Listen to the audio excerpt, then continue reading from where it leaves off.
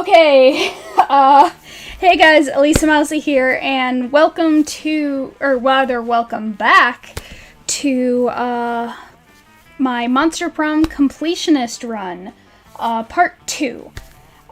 If you saw that little kerfuffle I just had, sorry. I had a few things going on in my streaming software, again, that were, some little issues. But you may notice I changed the volume settings of the game, so that now you can hear me, because I can hear me, but my microphone is always so much more sensitive to me than it is to you guys, and I don't find that out until I will go ahead and watch it later. So yeah, I fixed the volume stuff. I've got my mic hopefully at a decent distance. I have water, so hopefully I'll be able to make it through it and won't destroy my voice, because of course my throat is already getting sore. But hopefully I can get through it without destroying my voice and without having to run to the bathroom like 5 times.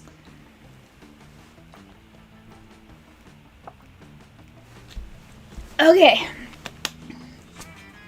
Also, full disclosure, despite the fact that it's been like 3 or 4 weeks since I did part 1, I haven't actually taken my notes that I was supposed to take about, what scenarios I've done and what I know the stat checks to be, because I just, among my kind of personal schedule of things that I try and get done just like for me, I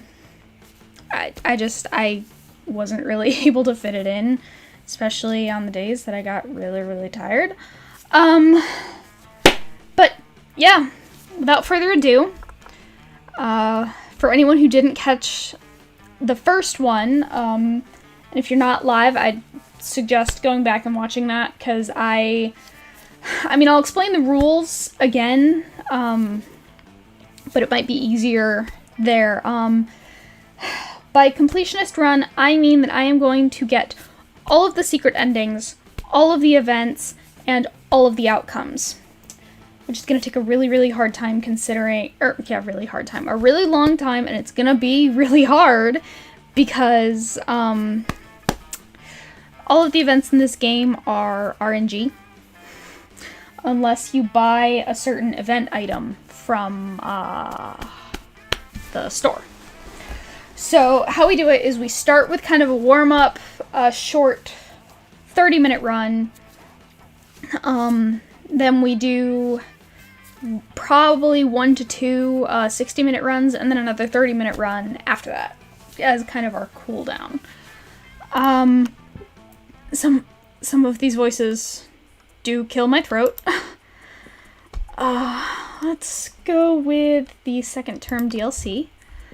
So, short game. Spooky high school, the sweetest years of our lives. Back then, we were young and unafraid. Sometimes reckless, sometimes brilliant, sometimes just stupid, but always willing to live life to the fullest. We were on a wild journey to discover who we really were. Who am I? Let's see. Who am I gonna...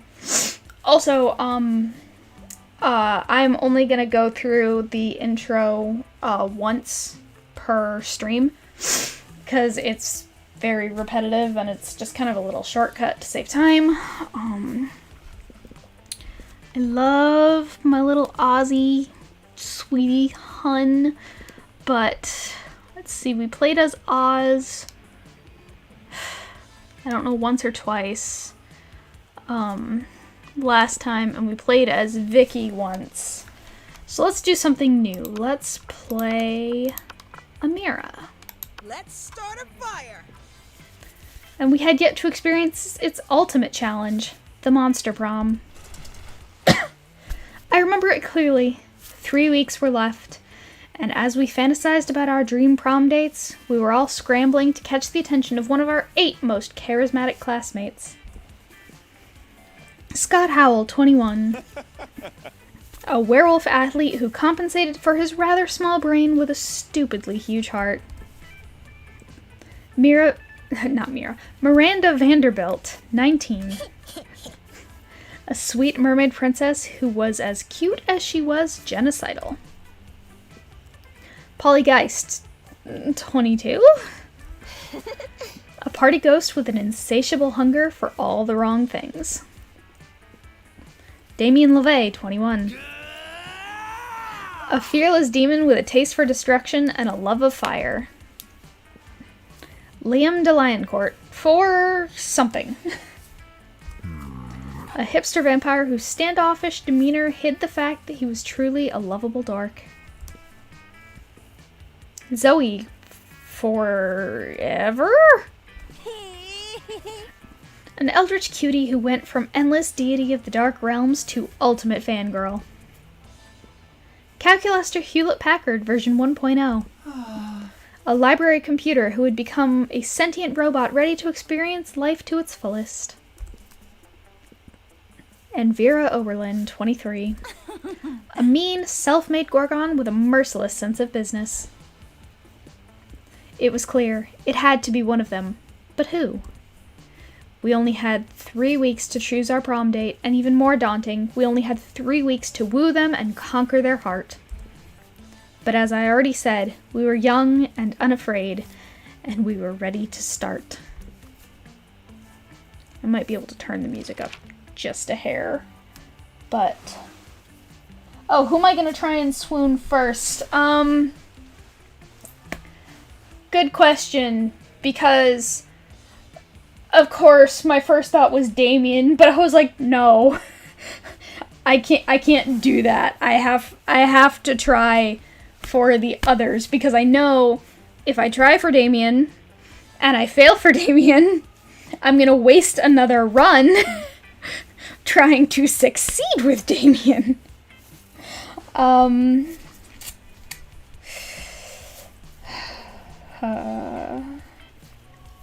But I should still go for something.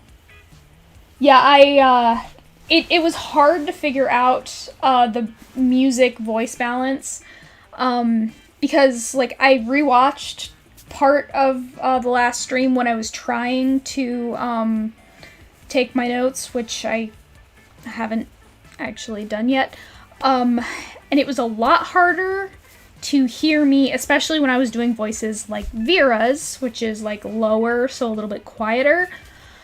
But I could hear it just fine when I was doing it. So I don't know until after the fact, or if someone tells me, if I'm being too quiet compared to the music, and I can only be so loud, especially in a game where I'm doing voices. I don't know if I can fix the music once I'm in the run, but this is the beginning, this is my short run, so I can set it back and pop it up just a little bit when we get sent back to the main menu. But anyway, welcome to Monster Prom's stupidest pop quiz ever. Oh shit, I didn't answer the who. Did I answer the who's gonna? Huh. I think Zoe, just because. Or do I want to go Scorched Earth? Do I want this run, this whole stream, to be a dumpster fire? Do I want to do everything wrong for the next 2 to 3 hours? Just to get it out of the way. And to learn. It's a learning experience.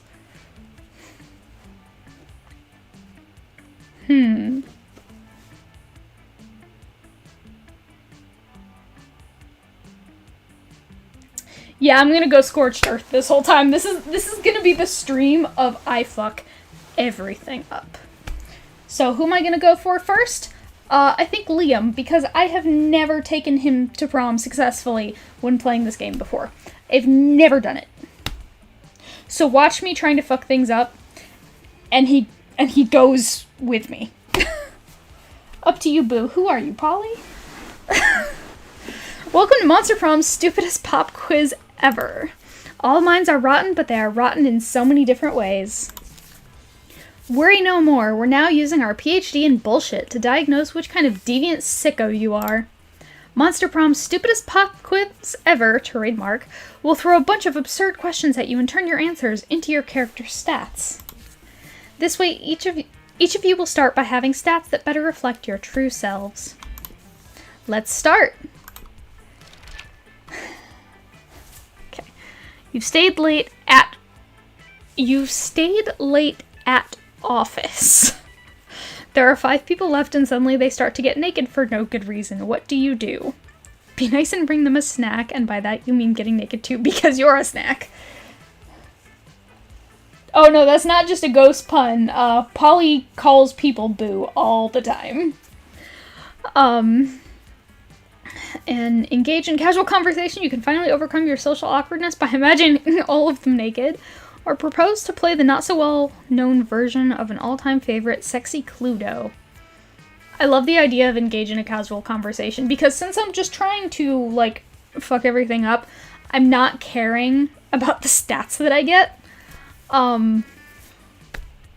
So I'm just gonna choose the answers that are something that I would actually choose. And I love the idea of just everyone is naked and I am just there fully clothed, just having a casual conversation. So creative. You get the chance to produce a movie. It's based on, and let's see, we have done this before and these are long answers. 2 cool guys walking away from rad explosions. That screams a Damien answer. Most influential Russian novelists have gone nuts. I like this because this sounds like some sort of fucking comedy, the Russian novelists one. So fun! School just isn't working out. Time to go into stripping. What's your stage name? This is the one time where I am going to try and focus on getting the right answers, just because this way I'll get more encounters with Liam. So what's your stage name? Oh god. Because Oscar Wilde is like the smart answer, and the smart answer sounds kind of like a Liam answer, but that's probably the Calculuster answer, because, yeah, I'm gonna guess that Oscar Wilde is the Calculuster answer, considering the Liam answer. The Oscar Wilde is too mainstream. No, you don't need to look up his stats, because if it turns out that that was the Liam answer, I can, what do you call it? There's probably going to be a Liam answer in the next question. But you're right, my name plus the naked is funny. Oh, Oscar Wilde was a Liam answer. So we might end up directing towards Scott, depending. You find your zodiac sign to be inaccurate. Design your own personal zodiac sign. The ambiguous iguana, the rad sword on fire, the now canon lovers, the regal 1%, the rich bitch, the randomly arranged set of stars. I know exactly who 4 of these are.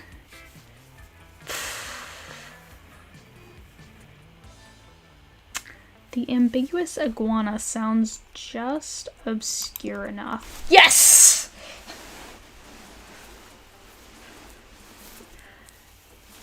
Alright.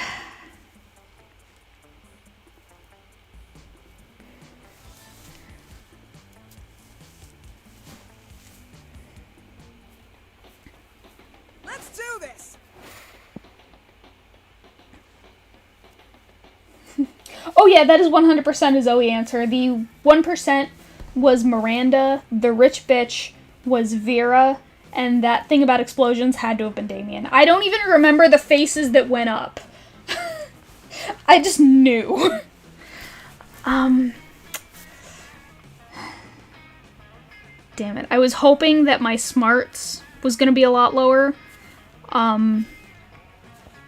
Just because I was gonna go with the Liam geared answers that would be the smart ones.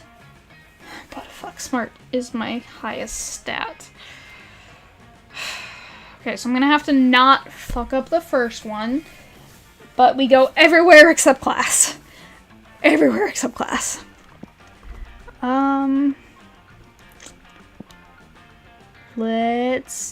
Yeah, we're gonna try and bump everything up and see if we can get smarts down. So let's go to the bathroom to get boldness up. That day you skip class and just hang out in the bathrooms because you respect no authority. I guess some people just want to watch the world burn by skipping class and hanging out in the bathrooms. You give +0 shits, but you gain +2 boldness. You notice Liam and Scott having a discussion. Scott looks confused and Liam looks bored, which means they're probably having an argument. No, that could be any conversation between the two of these. Lame. Oh, fuck! What was my Liam voice? I don't remember my Liam voice. He was the one character who I didn't have a solid voice for. Why did I do this to myself?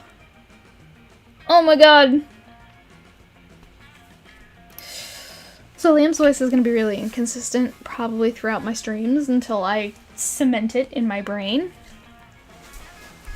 And it might end up a little too close to Vera's. Look, it's not that I care, but aspiring to be a professional sports star is both impractical and passé.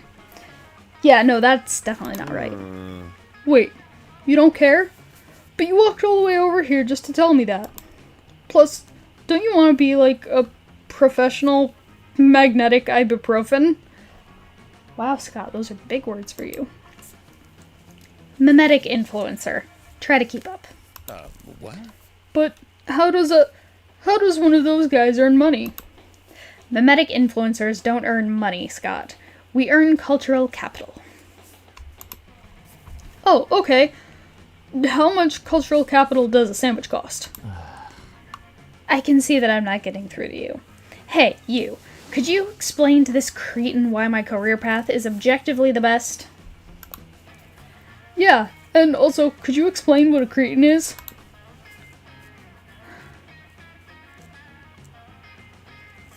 Okay, yeah. Liam means he wants to be an artist, and artists are important. Who do you think designs all those sports jerseys? Awesome, bro. Whoa, artists do that? I always thought uniforms were designed by the same person who designed my studly pecs. Don't say. God. Scott, no.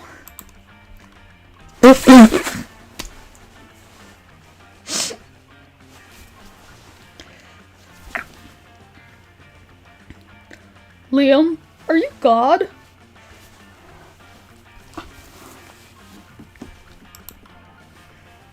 Well, Scott, God is dead. Welcome to Liam the Liam Core. But so am I. So essentially, yes. Oh, fuck.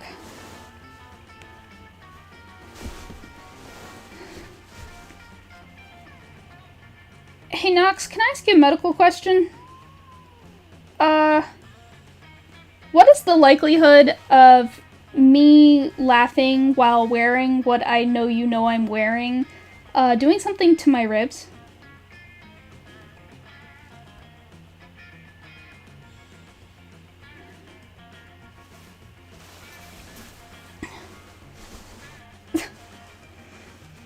Okay, yeah, no,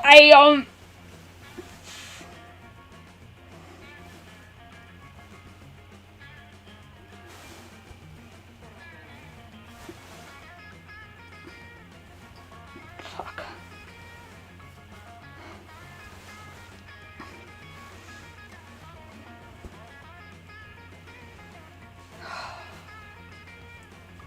I'm sorry. I am so sorry.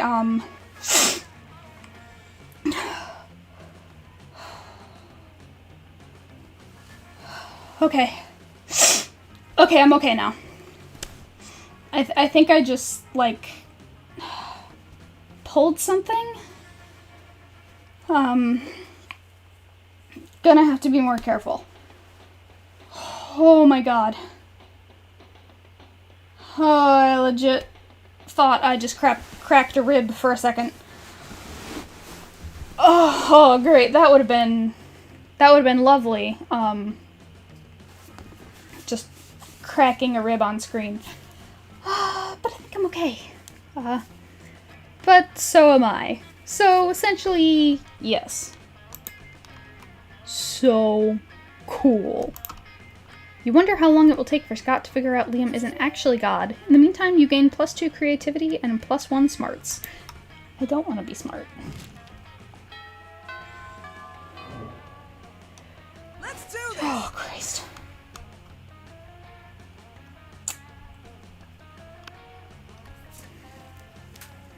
And I am, for the lunch things, I am going to have to answer, because these aren't stat-based questions.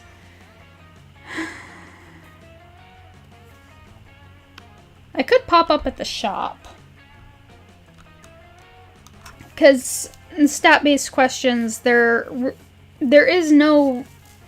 Or not stat-based, the character-based questions, I don't think those are actually stat checks. They are just specifically to get hearts for the characters. And usually there are different, like, non-dateable characters here in the cafeteria, but right now there aren't, so let's check out the shop and see what's in the shop. Aw, you missed me and my shit, huh? Worry no more. All this shit can be yours if you have the money. Not me, though. Where is... I love the gift that keeps on giving, just 'cause.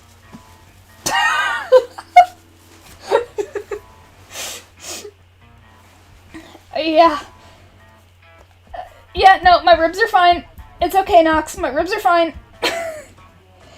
It just, again, I think I, like, twinged something along my ribs. 'Cause it did hurt for a second to breathe. But after a moment of just kind of, like, rest, I'm fine. Because I feel like if I had cracked a rib, that pain would not have gone away. This is gonna be an interesting story to tell.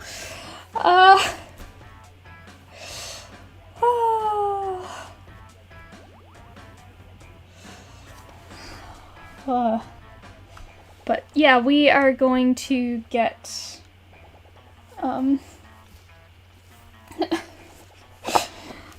the gift that keeps on giving and just see what it gives us, because that's always fun. Because sometimes it's items, sometimes it's stat stuff. I was, like, horrified once, in a good way, because I did this and all of my stats were suddenly in the 20s. No So refunds. what is this gonna give us?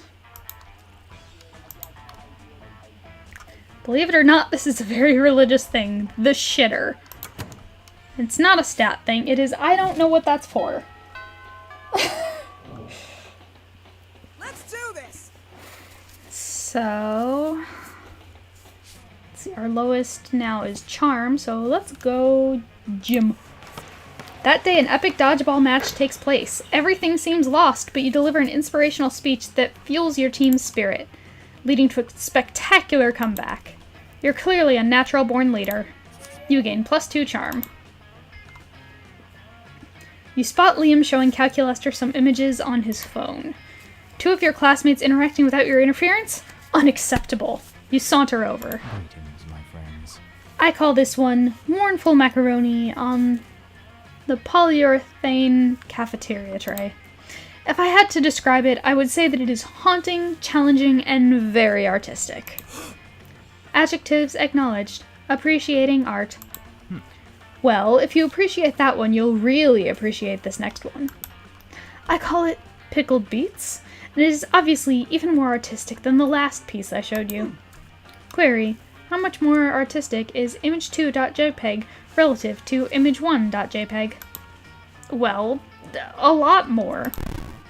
Invalid quantity. Please provide a numerical value. Well, that's a ridiculous question. Everyone knows that art can't be objectively measured. Counterclaim. All things can be objectively measured. Temperature, altitude, smarts, boldness, charm. Hey, those are my stats. Seems like Calculator is going to list every single thing he can think of and or look up, and that's a pretty long goddamn list. Looks like you need to resolve this, but whose side are you on? Damn it.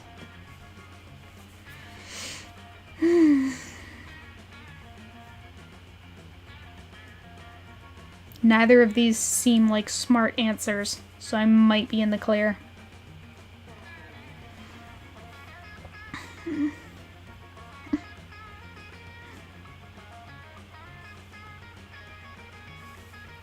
So I think these are creativity versus charm. So, there are certainly some things that can't be measured, Calculator, like the admiration I feel for Liam. Damn it! So the other one must have been bold. Because that's the only thing that is lower than charm.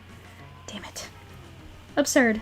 Attempting to measure Amira's admiration for Liam. Server error. Error.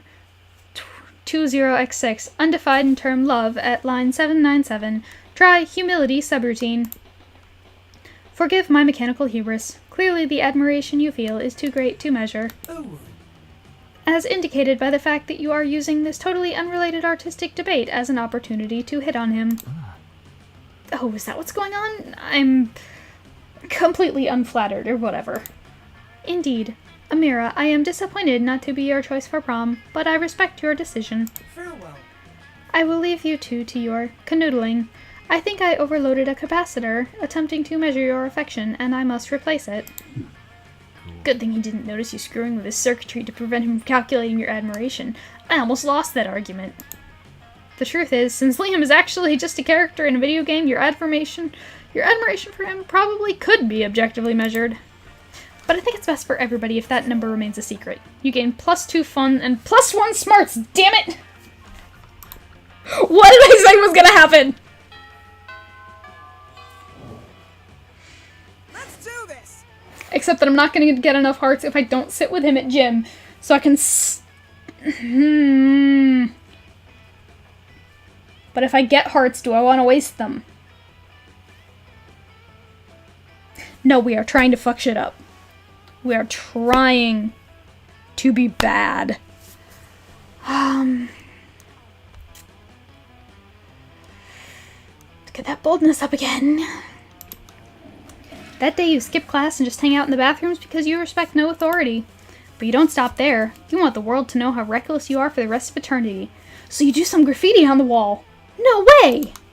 The graffiti says, I'm bold as fuck. And you know what? It turns out the wall is a magical wall that grants wishes. What a wall! A deep voice resounds from within the wall and says, well, not bold as fuck, but maybe a bit bold. And then you gain +2 boldness. Oh boy, that's an opinionated wall. Anyway, lucky you.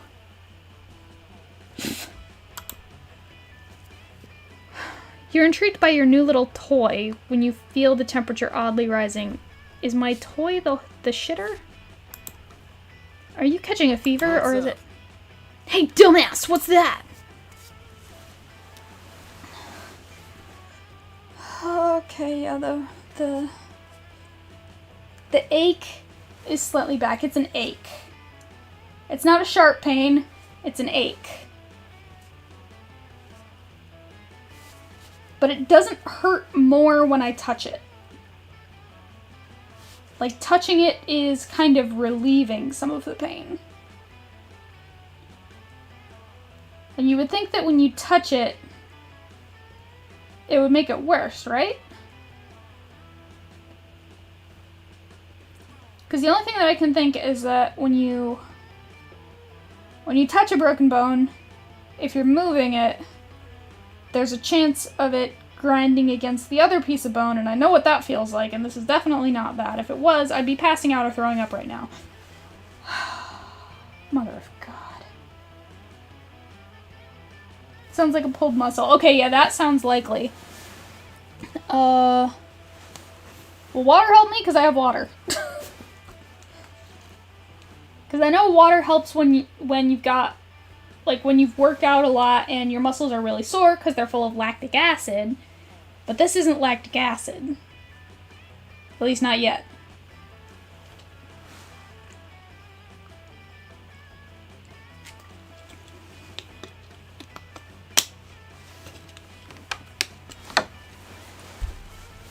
Okay.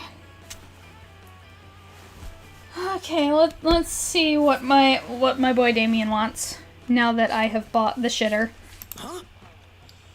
Why are you playing with a little guy taking a shit? Is this some kind of weird new G.I. Joe? So authentic. Ah, a classic mistake. No, Damien, this is called a caganer.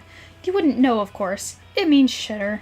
It's a religious thing from the Spanish region of Catalonia. So I'm probably pronouncing that way wrong. Wait, rewind. How is this poopy boy a religious thing? Well, you know about the nativity scene, right? Catholic people reenacting Jesus' birth and all during Christmas.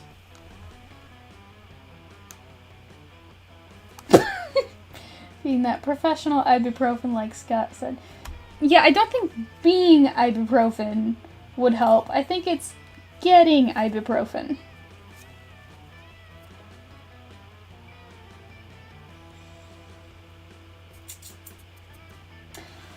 Okay, all I have are liquid gels, which I know you need, like, food in your stomach for a while, for it to not eat a hole in your stomach. I had a protein shake, which is, like maybe an hour, less than an hour ago.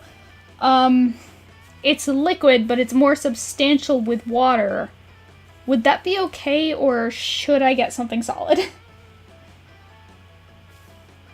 Because this was way too early on for this to happen.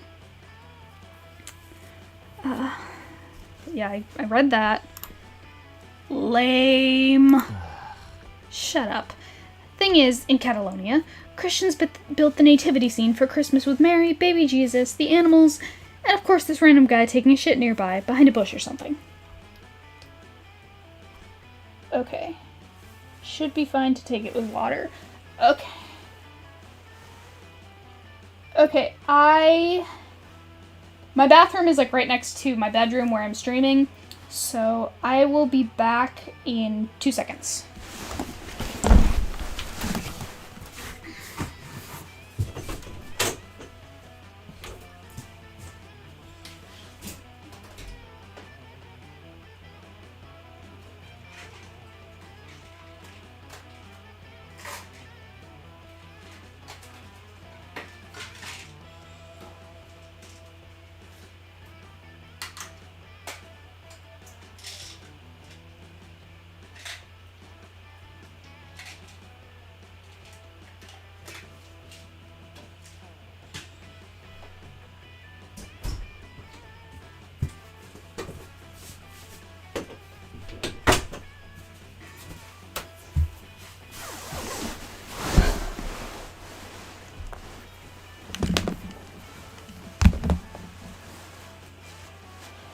Okay, I'm back. A little longer than 2 seconds because I found that I had a a bottle of non-liquid gel Tylenol in my medicine cabinet, so I had to open that. Just because, like, you said the liquid gel is fine. I feel better with just the regular pills because I have all kinds of weird psychosomatic reactions. That the liquid gels without food in my mouth, without food in my stomach, regardless of what it actually did, would make me feel sick.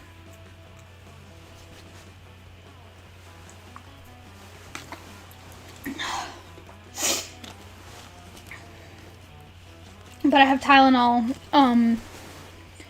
for when my dad visits, because he is allergic to pretty much all kind of, like, anti-inflammatory, anti-pain, like Advil, aspirin, so the only thing he can take is acetaminophen, so I have that here for him. So luckily it was here for me! Okay, so now that I'm back, is it some kind of prank or something? Oh no, it's a very serious thing among Catalans. If you want to make the nativity scene, you better include the caganer. It's the culturally respectful thing to do. Whoa, that's crazy! Respectful to whom? God damn it, this is priceless. Kaganer? Love it. The ultimate action figure. I mean, it fucking beats the lameness out of Christianity and everything. One could say that, I guess. But why do these Catalan people decide to put a guy taking a shit next to the birth of Jesus Christ? Good question. What is that face? Good question. Nobody knows. It's a tradition that has been there for centuries, but no one knows its origins. Catalan people just go for it because it has been done like that since forever.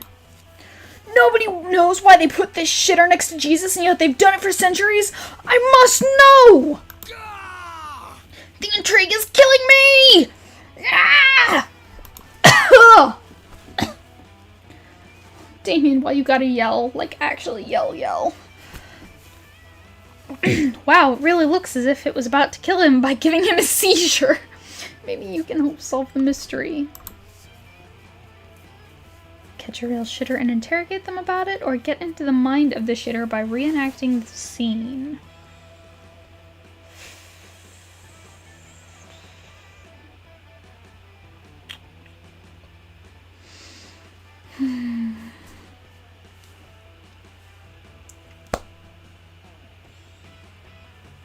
Catch a real shitter sounds bold, so. Damn it! What am I... Mother of God.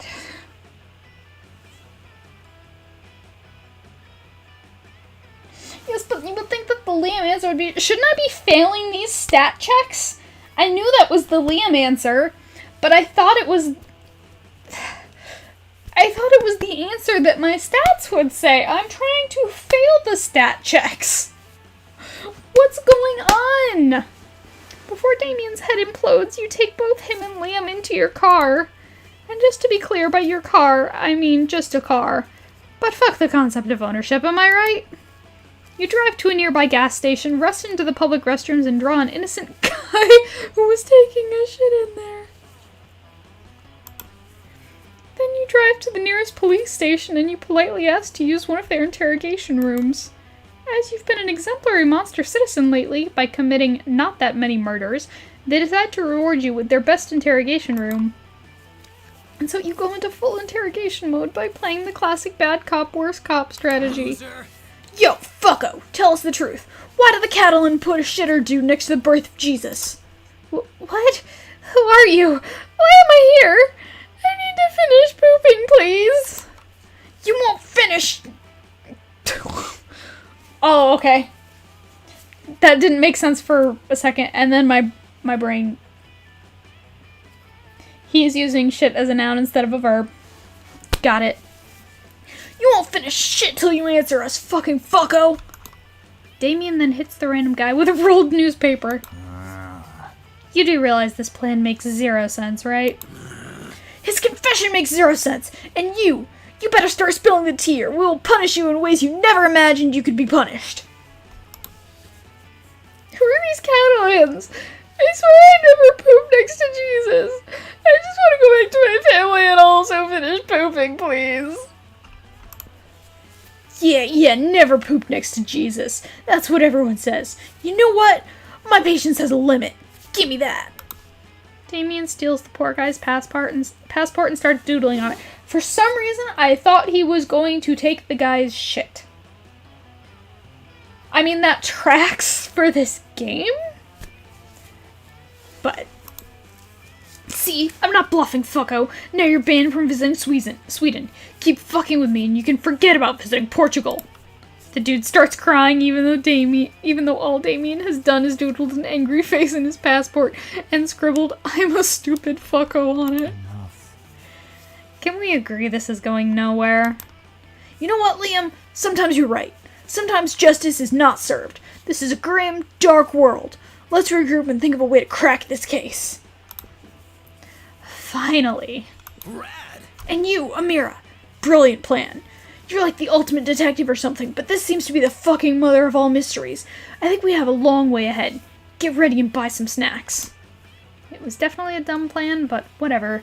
You got to steal a car and make some weird memories with Damien and Liam. Cheers to that. You gain +2 smarts and +1 boldness. Well, now I'm on the path to the shitter route. Which I think is going to be a Damien end. Wait a second.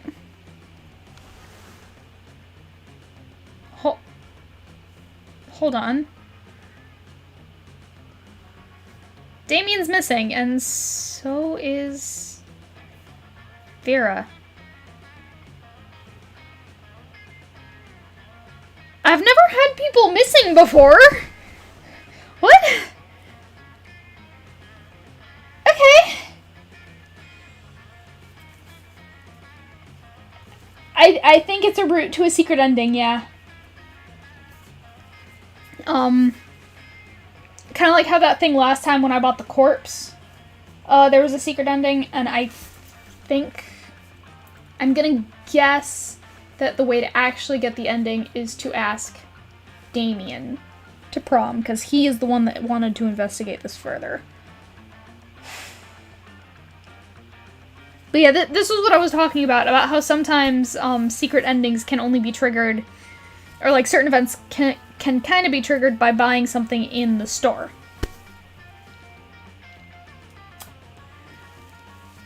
And Damien's not even here. So let's talk to Miranda and Liam. Let's see what these two have to say. You notice Liam looking disgruntled, which is his default, so whatever. But it seems like Miranda is pretty upset too. Better check it out. Liam, why are you typing on your phone so angrily? Did your phone offend you in some way? Why are you mad at it? You seem to be an 8.5 on the Frowny Liam scale. The what? The Frowny Liam scale. Normally I can tell how people are feeling from their faces, but you seem to be frowning most of the time, so I created a chart to measure your frowniness. Miranda pulls out a notepad and displays a series of doodles of Liam's frowniness. They're not super accurate, but they are super adorable. I'm not angry at my phone. My so-called frowniness is caused by a heinous error. I specifically asked that my creature creme brulee be extra crispy so it truly topped with my hashtag massacre momentgram filter. Instead, they burnt it to a crisp, rendering it unphotographable. Monsters deserve to know what they're getting into if they choose to eat at this cafeteria, so they can choose to take their business to a different establishment, so I'm writing a scathing Yelp review. Liam, you can't do that. If they shut the cafeteria down, the school's kitchen staff will lose their jobs. Do you know that peasants have to do labor to make living wages? They don't simply have an unlimited store of gold. I was shocked when I first found out. Of course you were. If the kitchen staff wanted to earn their wages, they should have been better at their jobs. I am simply the merchant of truth. No, you're the merchant of poop. I got that. You want some of that? I got it. It's this little poopy religious statue. Your royal sophistication shines through. Look, ask Amira. Her taste may tend towards the mainstream, but surely she can see this subpar cafeteria must be exposed. Don't be ridiculous. Amira is surely more compassionate than that and would gladly help me save the cafeteria. Again! Again? Gosh, it's hard to keep track of your misadventures at this shit show of a school. Still, you'll help if you can.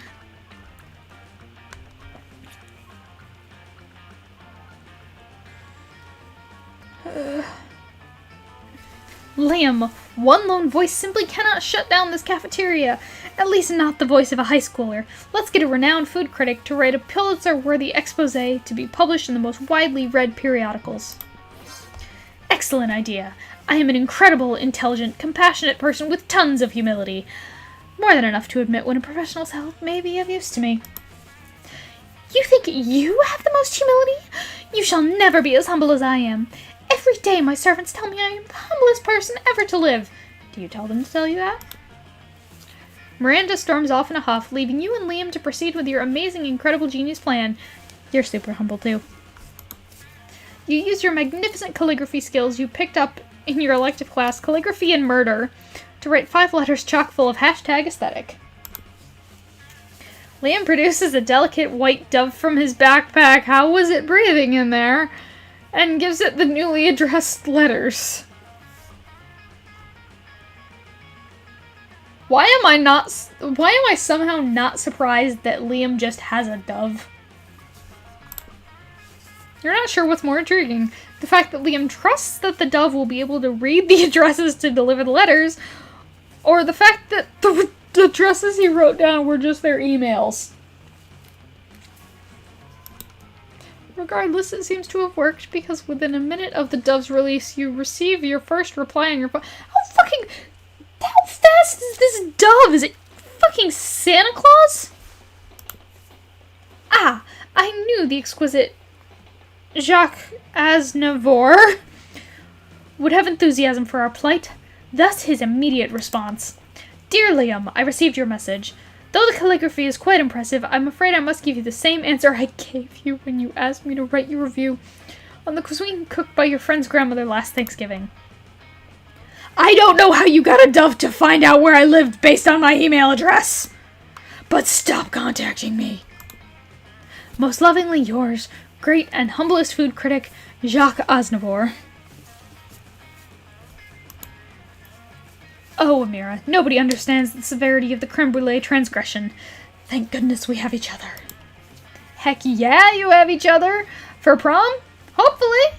At the very least, maybe he'll let you borrow that dove and send some anthrax to your enemies. Hi. Let's do this. Okay, let's go to the gym. That day, an epic dodgeball match takes place. Amidst the battle, you spot a fellow player that seems utterly discouraged. She thinks she's not worth anything at dodgeball, and she attempts to throw a ball at herself. You explain to her the many ways you think she's unique and wonderful, while also defending the many pleasures in life. With your help, she's capable of finding reasons to keep playing and gains a sense of self-worth. You gain +1 BFF. Sadly, she's not part of this game, so that beautiful friendship will take place off-screen, and +2 charm. Mother of God. I just want to fail stat checks. You're having a very interesting argument with Liam on which would be Plato's favorite emoji, were he to know what emojis are. You've narrowed it down to alien face emoji and paella emoji when Damien interrupts you. What's up? Hey, I hereby summon the shitter squad. Lame. Please don't call us that. I will submit your petition to the higher powers, Liam, but now let's focus on what's really important. The Kaganer. Fucking metal. So I did some research on these Catalan people and their traditions, and oh boy, they fucking rock. Each tradition was more badass than the last. They do this thing called... Don't make me try and say that. I don't even know how you pronounce the C with the squiggle. So don't yell at me, I'm just... Saltades, where they eat these salt onions with their fucking hands while drinking wine, not driving wine, that'd be interesting, while drinking wine in the most ludicrous ways, because fuck glasses and silverware. Also, there's this Corofox thing, where they basically dress as devils and run down the streets holding pitchforks that end in fireworks while dancing to the drums. They're fucking savages. And then I found about this other thing called Castellers, which is the thing they do in their festivals where they build human towers just because they can. Who knows why? My safest bet is that's either a pure display of power or an attempt to reach the sun to punch it in its fucking face. Radical, right? The more I've researched, the more I love these Catalan people. Fucking awesome weirdos. But no clue about the Kaganer thing. Still a mystery how they started putting a guy taking a shit next to Jesus Christ. Cool. Did you know that a few years ago, the Barcelona government even tried to ban the Kaganer from the city's nativity scene, and the Catalan people got so angry that they forced the government to refrain from this decision. They fought the establishment to keep a random guy taking a shit next to Jesus, and they won. Whoa, that's crazy. Whoa. Can I just marry an entire region? Or at least have casual sex with it? Probably not. Then I need to satisfy my urges by unveiling this fucking massive mystery, Liam. But how? I mean, Even if the tradition has been there for the last several centuries, we don't even know if it's the real depiction of what happened 2,000 years ago during Christ's birth. You're right! We have to travel to... Spain? Well, the tradition is from Catalonia, but the scene depicted is from Belen, Israel. To Israel, then! Before you know it, you're in Israel with these two monsters. You're excited because everyone knows Israel is the most romantic country bordering the Mediterranean Sea. Okay, now what? We should have thought this through before buying those plane tickets.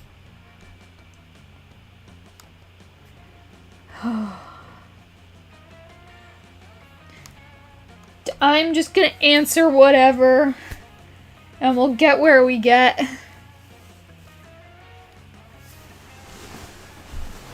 Go to Berlin and collect all shits in the vicinity in order to discover the true identity of the shitter. Mother of God. Great thinking as usual, Amira. I think you can technically label it as some sort of thinking. Liam, shut up. We need less talking and more collecting shit. Like, literal shit. Why is this my life? Yes, you go collect shit together in the middle of Israel because this is now your life too. Okay, I think this is enough shit, guys. Any shit is too much shit. What now? Easy. We go to a police station and ask them politely to use their labs to analyze the shit and see if we can unveil the Kaganer's true identity. Ah. Right. Later, at a police station in the middle of Israel, you demand to have the poop you collected tested to know from whom it is. The manager of the police lab listens carefully to your demand and says, "No." But it's super important, Science Cop. We need to know who was taking a shit next to Jesus' birth. I see. Still no. I don't even have to say it, because he did it. Damien, I don't think they're likely to let civilians use their lab for personal use. And probably even less likely for our purposes. Nonsense! This is a conspiracy, Liam. They don't want us to unveil the Kaganer's true identity. I have the feeling that's not the reason.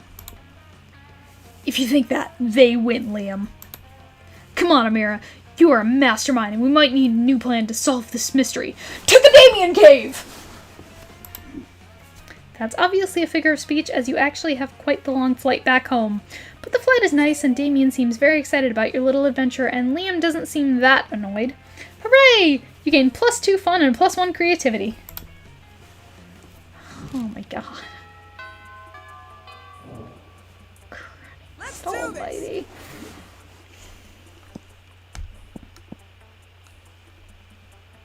I'm wondering if, like, maybe my game is bugged out for a second somehow. That it's not letting me fail stat checks.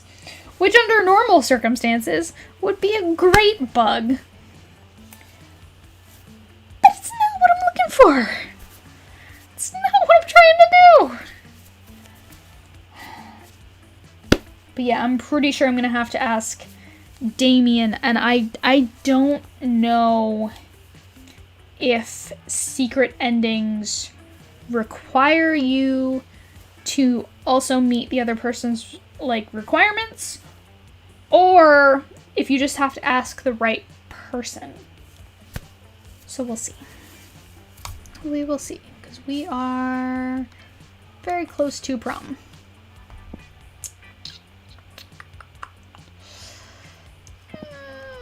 Let's get money. That day you spent some time on the library's PC, mining some bitcoins. This is supposed to have something to do with solving algorithms and the rise of cryptocurrency. But you guess that nobody actually has any fucking idea how it really works. Anyway, you gain +2 bitcoins, which is equal to +$2 million! Which unfortunately is equal to 2 monster dollars. So, +2 money. So, monster dollars are equal to bitcoins. Got it. Later, you see Liam rolling his eyes at his phone. You ask him what's up before he can roll them right out of his head. I'm having trouble with my status on social network. I expressed a positive opinion about bug manicures, which I obviously meant ironically. And now my so-called friends are responding with blatantly unironic pictures of themselves with centipedes glued to their nails. I know being aloof and misunderstood is my brand, but I want to be misunderstood on my terms, not theirs. What kind of status could I post that would be idiot-proof?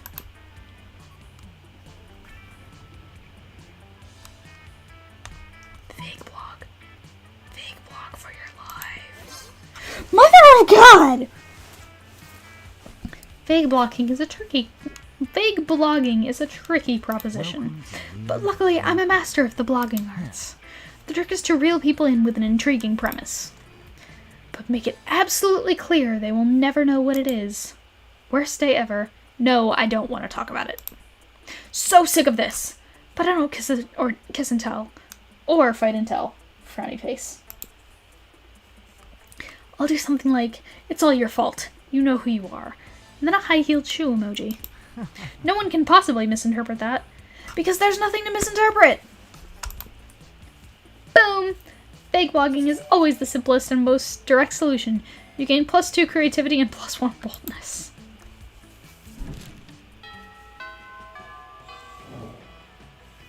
Let's do this. And Damien and Vera are missing again. Why those two? What? Okay, I guess we're sitting with Liam and Polly. You find Polly and Liam not eating as usual. You know, because they're undead. You know, the food in this cafeteria really is atrocious. It's hardly even worth my moment, Graham. Ha! What? I don't even eat the food. See? This is exactly what I mean. We can do so much better than these subpar culinary abortions. Oh, I see what you mean.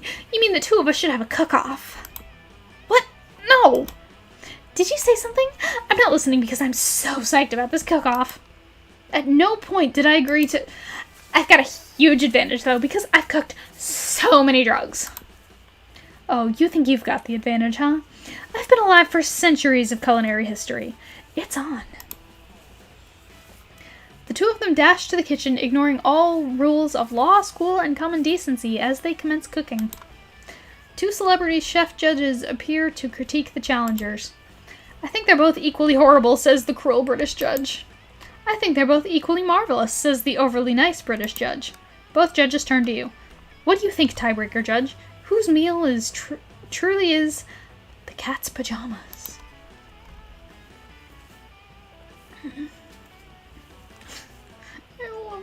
I love just the Polly because she's literally made a pair of pajamas for a cat. I love that answer. But we're going with the Liam one of Liam's because I think that jar of fresh human blood really goes with the parsley he sprinkled on top. Ha!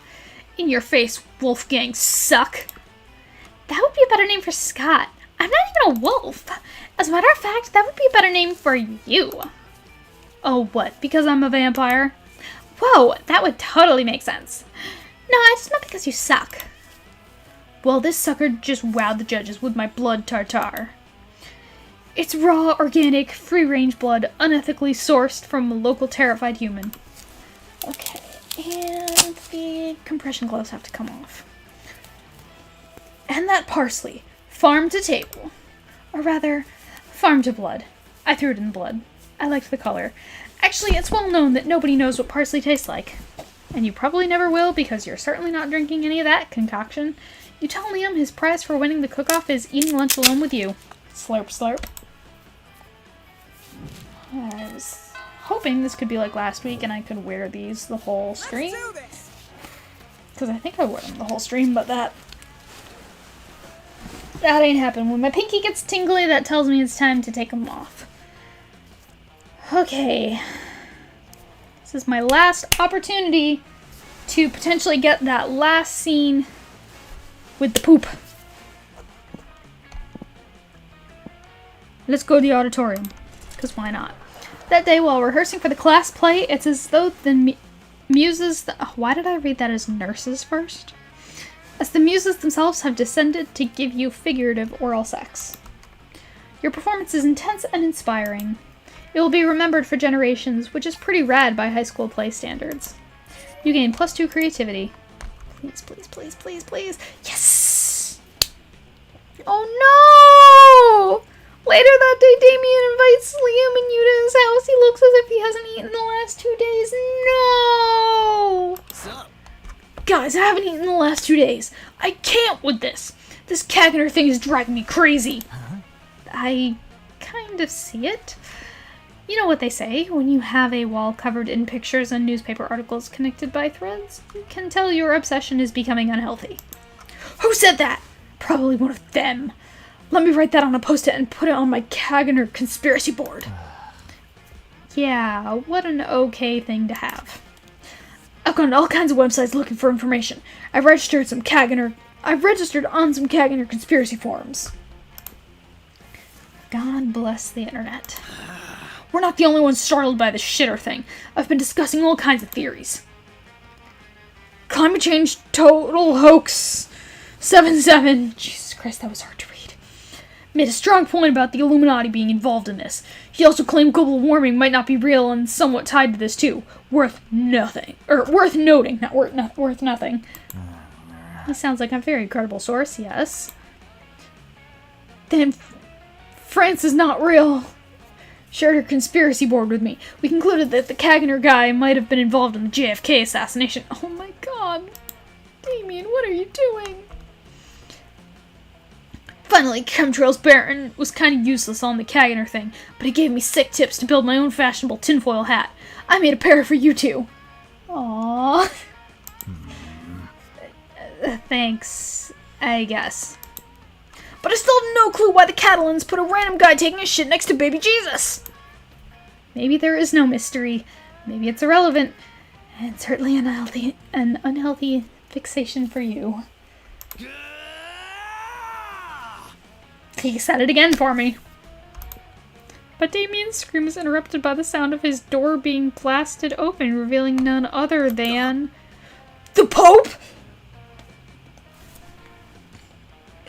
Hold on 2 seconds.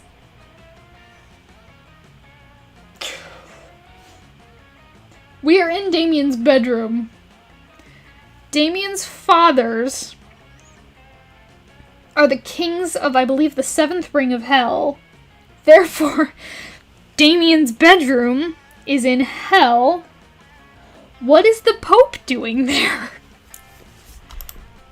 What the fuck? Well, well, well. Look who we have here. Damien, Liam, and Amira. I have 3 bullets with your names on them. The Pope is holding 2 fucking guns. He's so badass. He's somehow pointing them at all 3 of you. Oh no. The Pope. Are you here to hunt us down for our many sins and crimes? What? No. Who cares about that? No. Today I'm here because you've been sniffing around the church's secrets with your silly Caganer case. You're getting too close to the truth, and I can't let you do that. I have to protect the Catholic Church, and apparently you can't send some priests to do a Pope's job. But we have no fucking idea about the truth behind the Caganer. If you tell us the truth, we're super okay with you killing us afterwards. Tell us, for God's sake! Or, you know, maybe don't kill us at all. Shut up. People will start to ask questions and follow your lead. If not you, someone else will find the truth. I need to send a message to all those who might be as nosy as you. No, Mr. Pope, don't kill us. See, we can create a diversion so no one will ever ask questions about the Caganer again. You see, our diversion plan is... Liam is too nervous, as is expected from someone being held at gunpoint by none other than the Pope. It's up to you to come up with a diversion plan so good you can calm the Pope.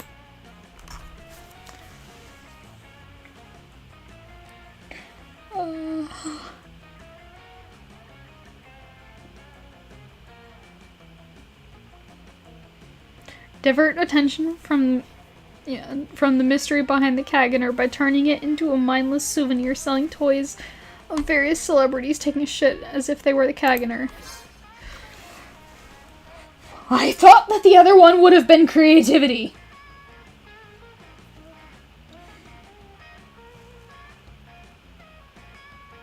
The fuck? The Pope stares at you in silence. Like any celebrity? Yes, yes, any! Even Joey from Friends? I love Friends, and Joey is very silly. Remember when he says, "How you doing?" I don't know how to say that because I've never seen Friends. So, hopefully, maybe I kind of sort of did that right, and there goes one of my earbuds. How ironic. Yes, we will make Joey into a tiny shitting toy to celebrate the Kaganer tradition. People will be too distracted to ask any questions about the church's dark secrets. Little Joey pooping. It'd be very, very silly. Sure, Mr. Pope. It'd definitely be the silliest thing. Yes, indeed. I love to watch Friends reruns to blow off steam after all my Pope duties. It's such a classic. And a little pooping Joey would be the perfect thing for me to stop being nosy about the terrible, huge secret around the Kaganer. This Amira sure is a mastermind. You should keep her around. She is what we would call in the Catholic Church prom material. So, we good? Sure. The Pope leaves Damien's room, muttering to himself, "Pooping Joey." What the fuck?! That was close. It turns out you were right this whole time, Damien. Perhaps we were flying too close to the sun. And we didn't get to punch it. But one day I will unveil the mystery behind that fucking awesome Kaganer. Who knows? Maybe one day we will. You spend the rest of the day building your own nativity scene as a bonding experience, and yes, another random guy taking a shit next to baby Jesus. What a beautiful adventure. You gain +2 fun and +1 creativity. No one explained nobody commented on what was the Pope doing in hell. Okay, because I am on track for a secret ending. God damn it, where's my phone? I can't find my phone. Found my phone. Just because this is a secret ending, and secret endings are usually 3 scenarios, I want to make sure that because I have a secret ending, that I am going for the right, or that I ask the right person to prom to get Mr. Prom secret endings.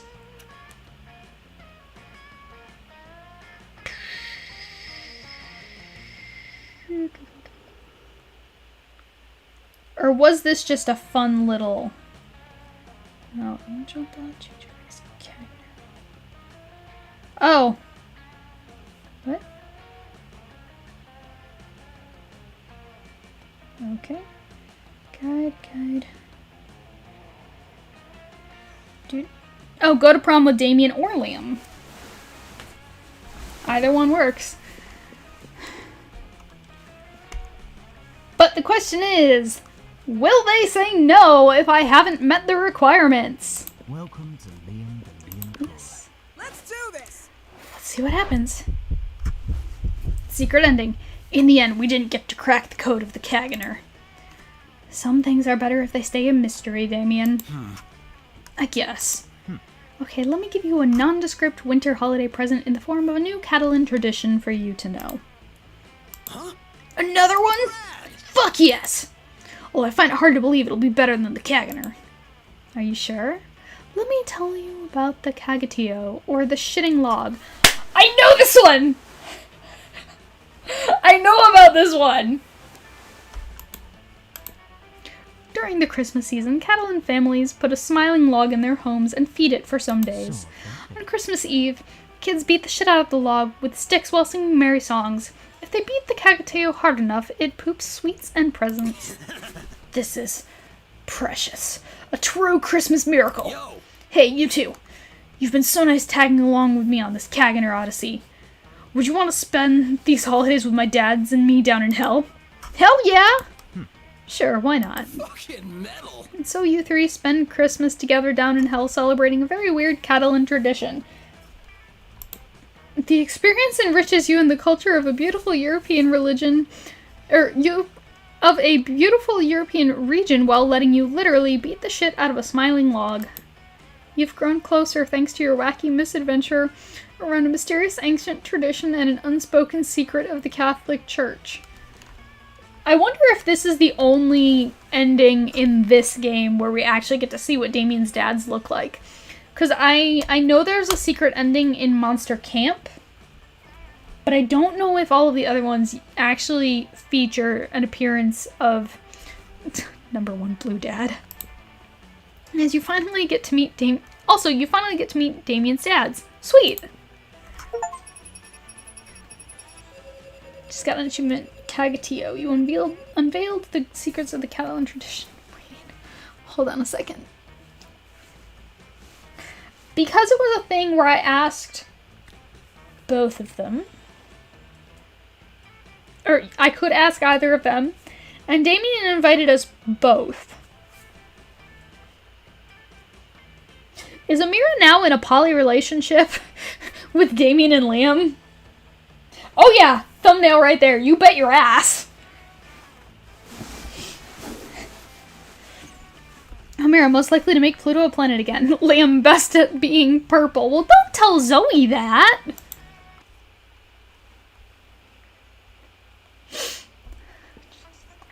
Those 3 weeks were maybe the most epic and absurd weeks of our lives. After the monster prom, we kept on living our lives, falling in love, battling for friendship, and learning about who we were and who we could be. And you know what? Like it always does, life happened, and it was wonderful. Liam kept doing art so hard that he eventually evaporated and became the concept of coolness itself. And he left the physical plane. As he left the physical plane, the last thing Liam did was give everyone a condescending look. Scott became a world-renowned athlete, but he ended his career to come back to his hometown and take on the job of the athlete he admired the most. Now he's back in high school again, working as the coach. Miranda started a non-profit to help countries without a monarchy, because all countries should have the right to be graciously ruled by the Mer Kingdom.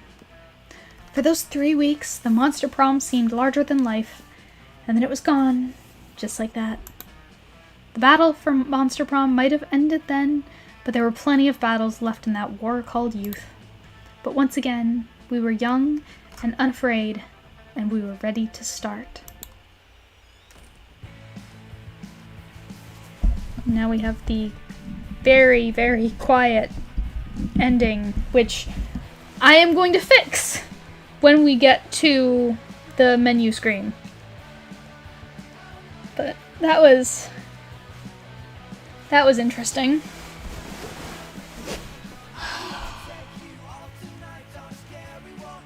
Damn it, I forgot that drinking water on an empty stomach makes me more aware of the fact that I'm hungry.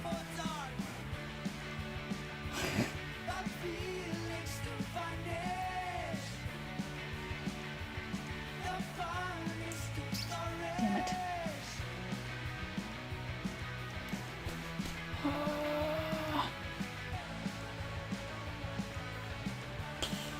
I'm debating on whether or not I should run and go grab a snack, but the problem is that I don't know what snack I can grab that wouldn't be super disruptive.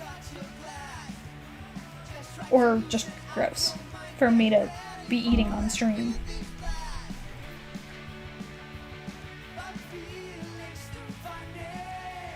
Damn it.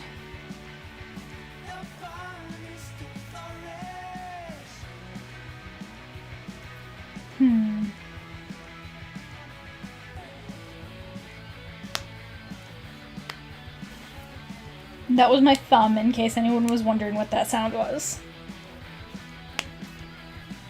Is I have a habit of cracking all of my knuckles, and that was louder than I was expecting it to be.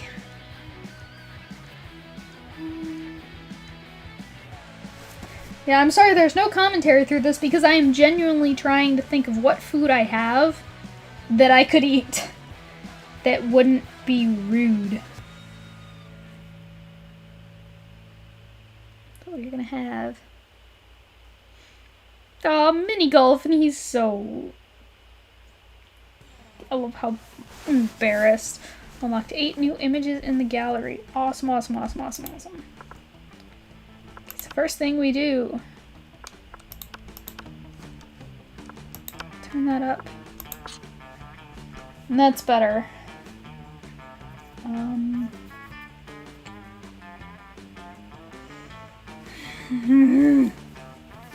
Just because I don't know if I can get through 2 more runs if I don't have something to eat.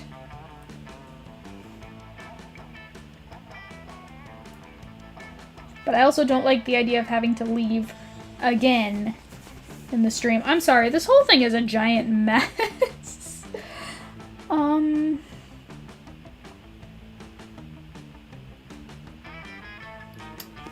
Yeah. Okay, I think I got it. I'll be right back.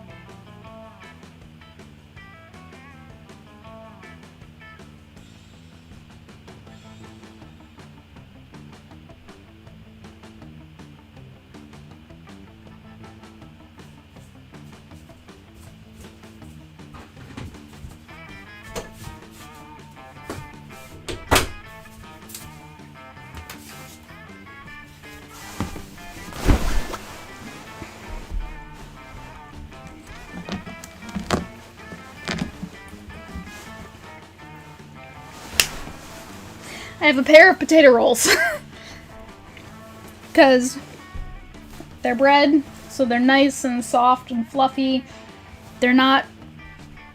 Like, you're probably still going to get chewing noises, but at least they're not, like, super crunchy. And potato rolls, somehow, according to my nutrition part of my Fitbit app, somehow have more protein in them than normal bread does, so... Let's do this. Okay. 1 player again. Second turn. So yeah, we're probably gonna do 1 full game and then a short game cooldown. One of these days I'll be able to do 2 long games. But that day is not today.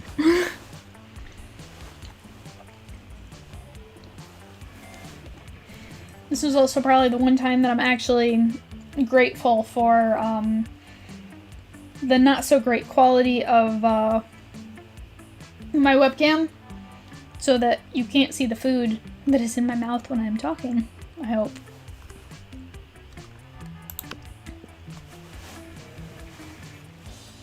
And I've already been through this once, so we're just gonna skip through that. And play as the one character that we haven't played yet, Brian.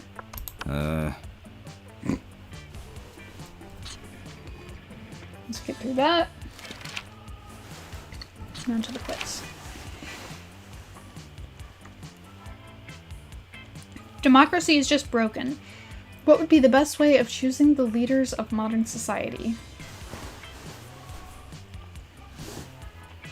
Wait, I also want to figure out who I'm going to try and fuck it up with.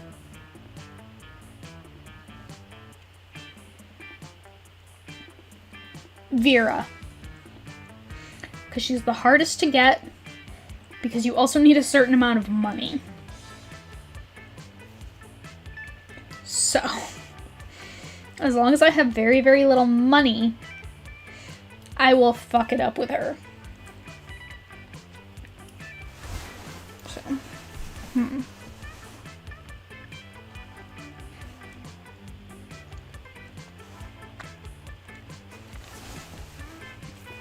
Meaning I have to make sure that I don't choose any answers that are so wealthy, because that's how I start out with more money.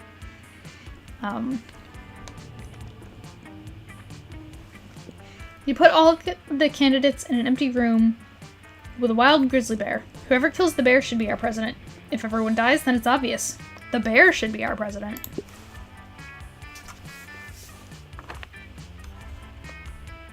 One day you wake up and you've swapped bodies with your mom in a very 90s film fashion. What is the worst thing that could happen? Oh boy. Oh no. So Sorry, I'm thinking all of the things that could happen if... I was thinking of things that I would do in her body, not the ways that she would ruin my life.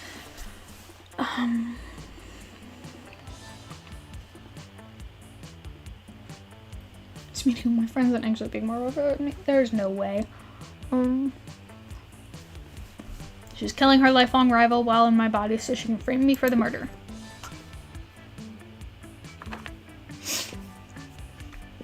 If you're a D&D character, what would be your class? Moneymaker is the Vera answer. What criteria would you use to name your children?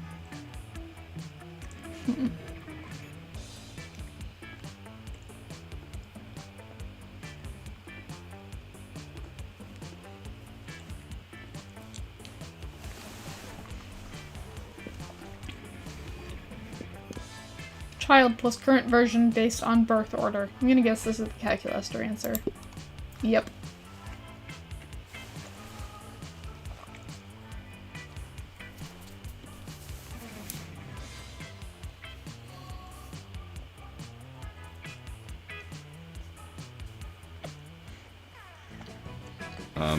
Sure.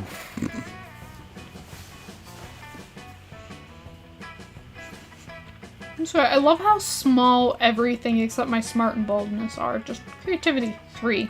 Charm, 3.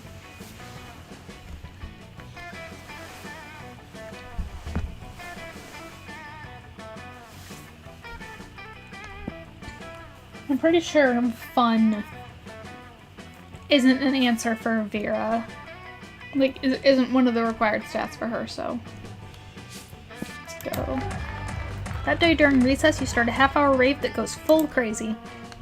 You have no idea how it escalates so much, but at one point there are like 300 people. Someone summons demons from a nightmare dimension. The consequences might distort the fabric of reality itself, but who cares? It's a rad party. You gain +2 fun.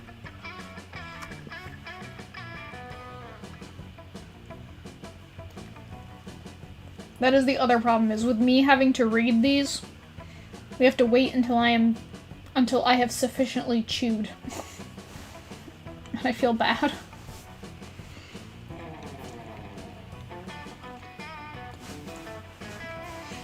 You notice Vera all up in Calculaster's grill. She looks like she's all business, which for Vera is another way of saying all murder. Uh-oh. But Vera, using my vast computational resources to secure the National Bank passwords for you is a crime, and crimes are not nice. Nonsense. You know what else is a crime? Murder. And if murder isn't nice, well then lock me up. Actually, I've just gotten word from my lawyer that I ought to retract that previous statement. Forget I said anything. Erasing all memory of previous 15 seconds. Resuming conversation from last checkpoint. But Vera, using my vast computational resources to secure the National Bank passwords for you is a crime, and crimes are not nice. Ugh. This is coming dangerously close to being a waste of time. Look, Cal, I'm what weaker people might call fond of you. But you'll get me those bank passwords, or I'll reassemble your component parts into a robot who will. Got it? Uh-oh. This seems to be getting a little too intense. It's up to you to calm things down. But whose side will you take?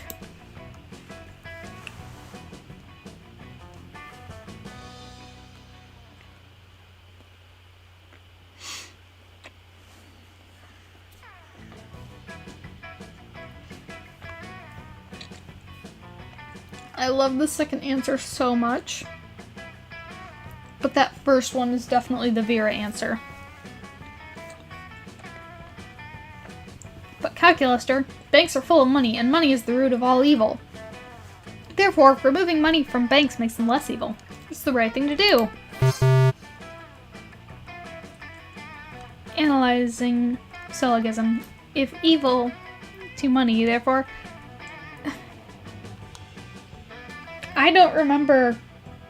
Because that's not factorial, because factorial is the exclamation point upside down, right? And afterwards. Or if evil to money, therefore money to Sure. Argument is deductively valid. Criminal activity legitimized. One exception, detected. If Vera receives all money taken in this way, how will she avoid becoming evil? She won't. Becoming? I mean, there's nothing to worry about, Calculus, darling. Money can't turn me evil. Because my various holding companies prevent me from ever technically having any. I am happy. Ah, I understand. Evading corruption is very similar to evading taxes. Exactly. I've always said taxes were evil. Exception successfully handled. Crime now defined as virtuous.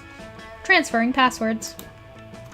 You're so busy enjoying the champagne brunch Vera holds to celebrate. You don't even think about the potential long-term consequences of your actions. But what else is new? You gain +2 money and +1 fun. Oh no. I am getting richer. Sure.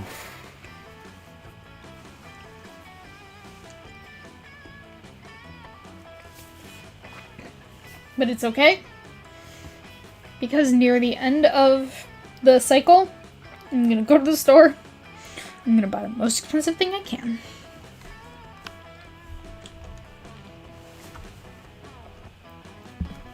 But still do Vera answers at lunch because that is... I don't know if the game will ever shift your love interest if you get too many hearts from other characters. Take your seat, Anne.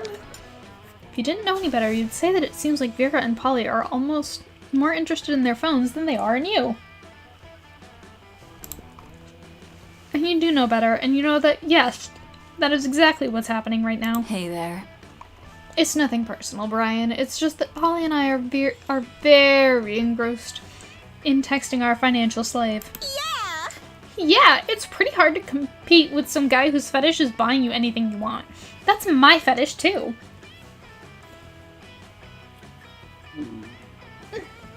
Excuse me.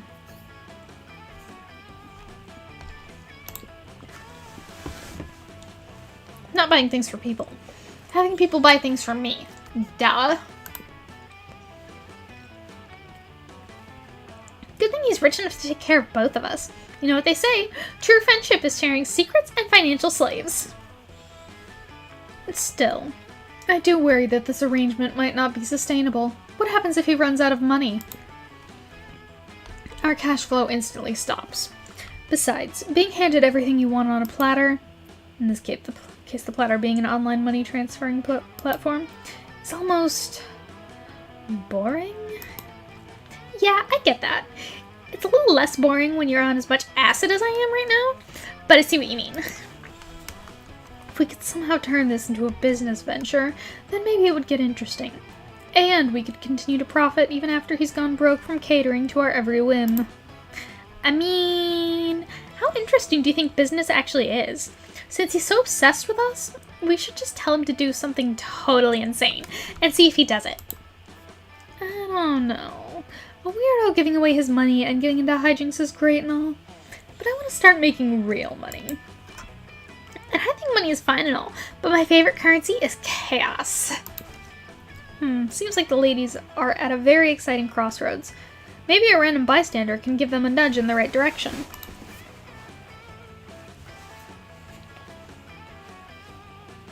Give me a chance to take another bite.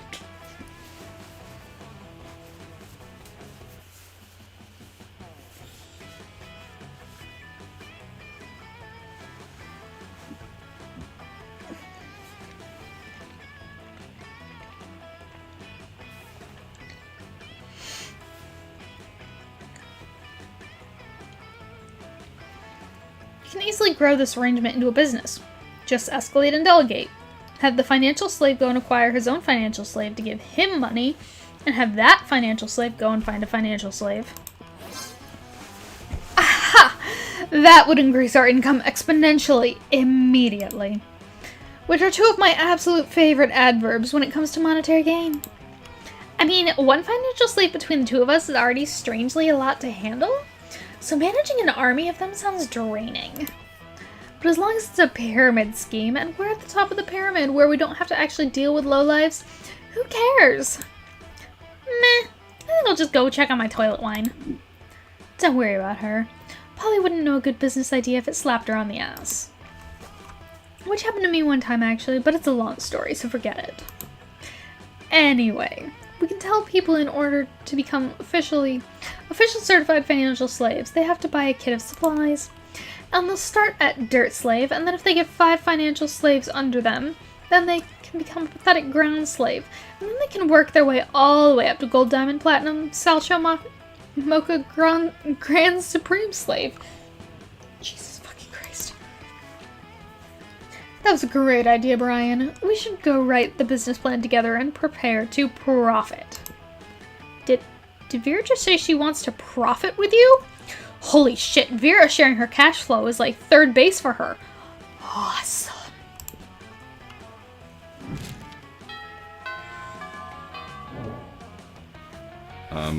Sure. Let's see.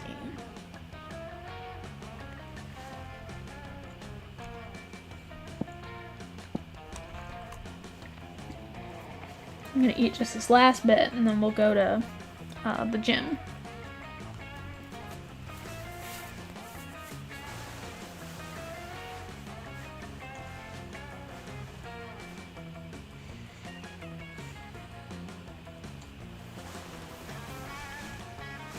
I need to prepare for these better.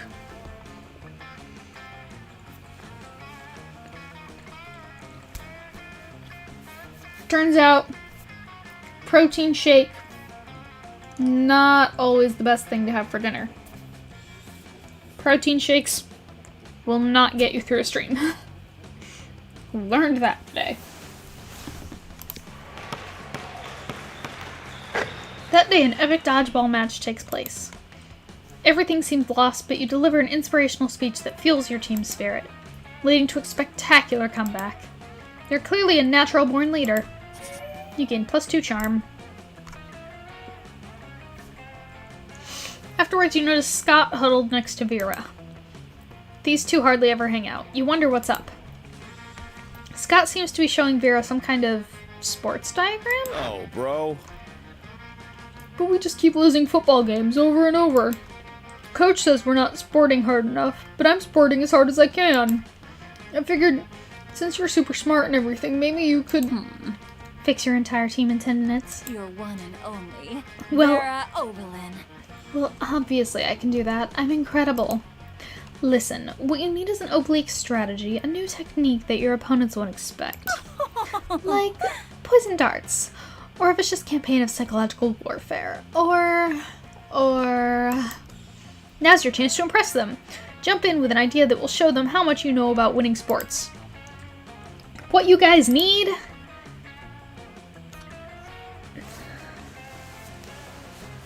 Okay, yeah, I don't think I'm gonna have it in me to even do a cooldown thing. I think, because I mean, my first thing that should have been 30 minutes took like almost an hour, and we're an hour and a half in, and we're still only at the end of the first of 6 weeks. So I don't think I'm gonna have a cooldown round. I think it's just gonna be the last one and then this one, which is unfortunate, but is what it is. So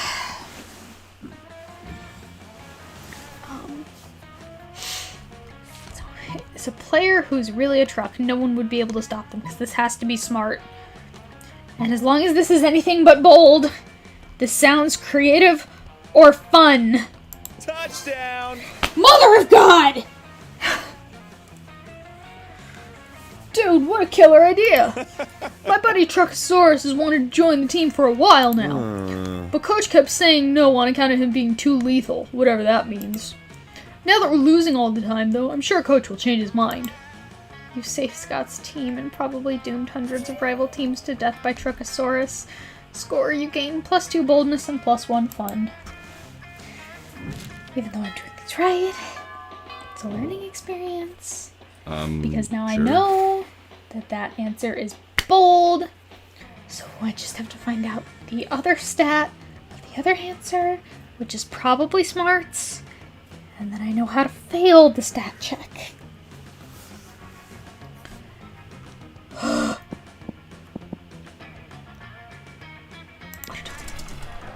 Oh my god, I love that costume so much. That day, while rehearsing for the class play, it's as though the muses themselves... Okay, yeah, we went through that last time, so I just skipped through it. You look up to see Scott approaching Vera. He looks confused. This isn't unusual for Scott, but you decide to eavesdrop anyway. Hey, Vera, you're mean, right? Aw, you noticed? And you're a girl, right? Ah, you noticed. Well, I was watching this high school movie the other day, and there were these mean girls, and the mean girls were... Mean? Mean? Cheerleaders. Now, I know you're not interested in being a cheerleader, but maybe you could do something to help the football team? I mean, according to the movie, high school athletes and high school mean girls are natural allies, right? As much as I hate to admit it, you do have a point. I suppose you have some idea of what I should do? Well, I don't really do ideas, but I'm sure Brian here has a great idea. Tell her! They both look at you. Well, what's your idea?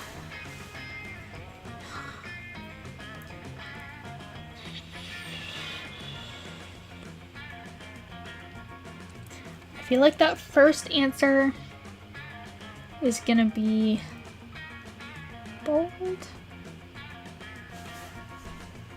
or maybe just stop having our players assassinated for no reason. Mother! Oh, I'm sorry. Are the assassinations not helping the team? I thought I was weeding out the weak and unattractive members of the herd. I'm afraid I don't know much about sports. No, Vera, that totally makes sense. It's just that sometimes ugly people are still really good at sports. Oh, I see. From now on, I'll consult you before having any team members mysteriously executed. Touchdown! I see no problems with this. You do, but you decide it's better to stay out of it. You gain +2 charm and +1 smarts. I think I'm actually going to go to the library a couple times, get the amount of money that I'm pretty sure that I need, just to see if I can stumble accidentally into taking Vera to prom. Do I want to do that?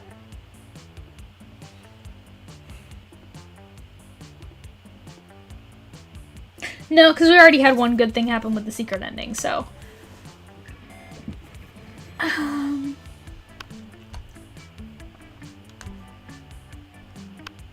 But it's too early to go to the store for that. So... talk to Vera and Miranda. You arrive at your chosen table to find Miranda folding napkins at Vera? Do you want to know what this one is for, Vera? No. I'll take that as a yes. The rose-shaped napkin fold is for birthdays between the ages of 16 and 22. Miranda's hands move fast as lightning, turning the rose into a gorgeous white swan. By contrast, this swan folding is for first weddings, third weddings, and swan giveaways. As a fashion enthusiast, I have never been so bored by a piece of fabric. Oh, and this black swan folding is for weddings where you plan to brutally murder all the guests. Not very popular, the black swan folding. Okay, that's sort of cool, but I'm still aggressively uninterested. You happen to have some napkin folding skills yourself. Maybe you can spice up this interaction. You decide to show off your most impressive napkin fold.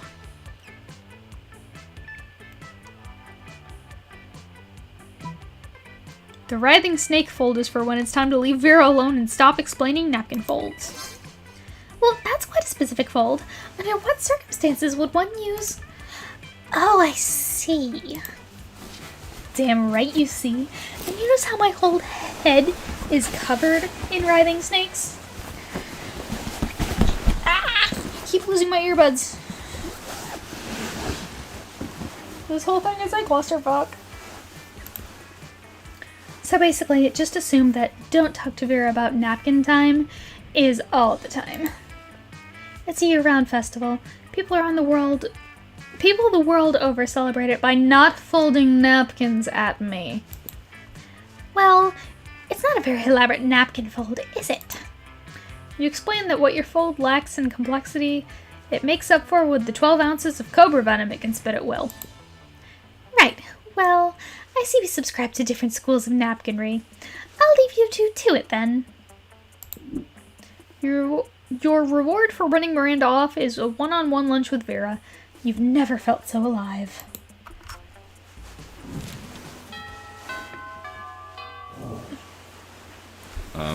Sure.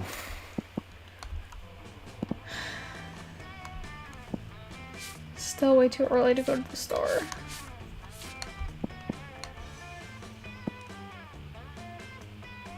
Let's go gym again. That day, an epic dodgeball match takes place. At one point, you're about to be eliminated by a player from the other team, but suddenly you convince him not to throw the ball at you with a heartfelt speech about the importance of everyone's lives. The player bursts into tears and you take advantage of that moment of weakness, throwing the ball at him. You lose -5 mercy, a stat that might be useful in Monster Prom's sequel, but isn't now, and you gain +2 charm. Later, you find Scott sitting on the bleachers, talking to himself. And victory is like a car. You just gotta chase it, and no. It's no use, bro. The big game's this weekend, and I'm the quarterback, so I've gotta give a good pep talk, but... Well, I don't know how to how to talk pep, bro. I still got plenty of pep inside me, but how do I make it come out of my mouth? I've tried using words and different words, and even grunts and growls, but my teammates just look at me in fear and confusion. Do you think maybe you could help me talk my pep? Of course you can. You share your secret to an extra peppy talk. Oh, this is going to be exclusively a stat thing.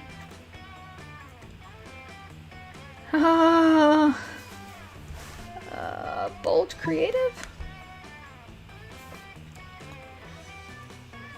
It's not supposed to be a pep talk. It's supposed to be a pup talk. Bring all your baby brothers and everyone will get pups for sure. Mother! Oh yeah, that makes way more sense. I don't even know what pep means, but I do know what pup means and I got plenty of those at home. I hope you mean siblings. Scott comes the next day with an armful of half-toddler, half-wolf pups. They're adorable. They're horrible. They're adorable. The rest of Scott's team doesn't know whether to flee in terror or snuggle up with the little guys. Oh, look how well everyone's getting along. They all love each other. This is going way better than expected, since I forgot to feed the little guys before I brought them over here. Scott, no. Strange, the wolf pups don't seem hungry at all. Also, the other team mysteriously fails to show up to the game. Win-win. You gain +2 charm and +1 creativity. Well, that's something, alright. Sure.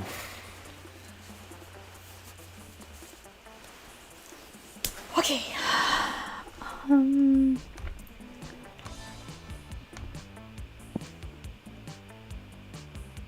Bathrooms. Days to class and decide to hang out in the bathrooms because you respect no authority. We've read this one. And he is accidentally sewing his jacket into his arm. There's a great commotion in the bathroom, as there usually is in the school's coolest hangout. You see Miranda, Liam, and Scott all crowded around the mirror. Where is Vera? Oh, right there. Right there. You see that spot right there? Don't poke me, Scott, and no, I don't see. That's the whole point. Vampire, remember? No reflection? How horrid it must be not to gaze upon your reflection for hours and hours each day. I have servants whose job it is to hold up mirrors for me, and then a second set of servants who hold up their arms so they don't get tired. Oh, good point. Liam, maybe you need servants. I could be your servant for the day. I could hold your mirror real good. It doesn't matter who would be holding the mirror. I won't have a reflection.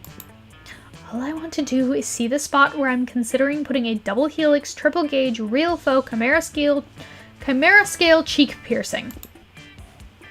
It needs to be at least 0.5 centimeter left and 3 centimeters down from where anyone else would pierce their cheek. You don't need a mirror for that. I can just pierce it for you right now. You trust me, right? Not a chance in hell. Right? Anyway, there must be some way to inspect the potential spot, even sans reflection.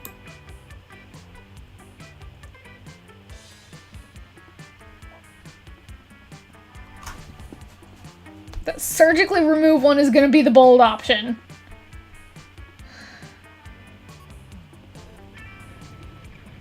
Unless I say use found materials, which is probably the smart, in which case surgically remove is probably going to be the creative option, and I'm going to pass the stat check that I am trying to fail.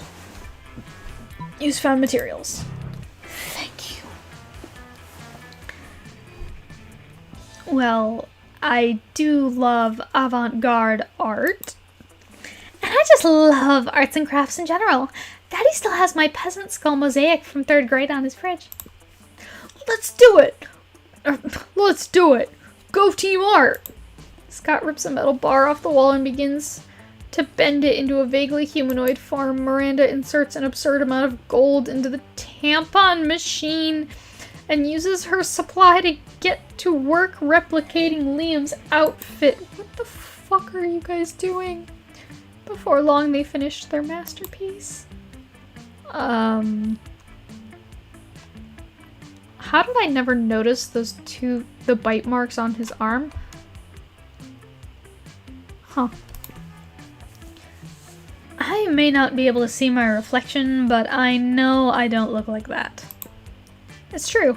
On the floor is like 4 unspooled rolls of toilet paper topped with a pile of tampons and covered in liquid soap, which is just making the toilet paper soggy.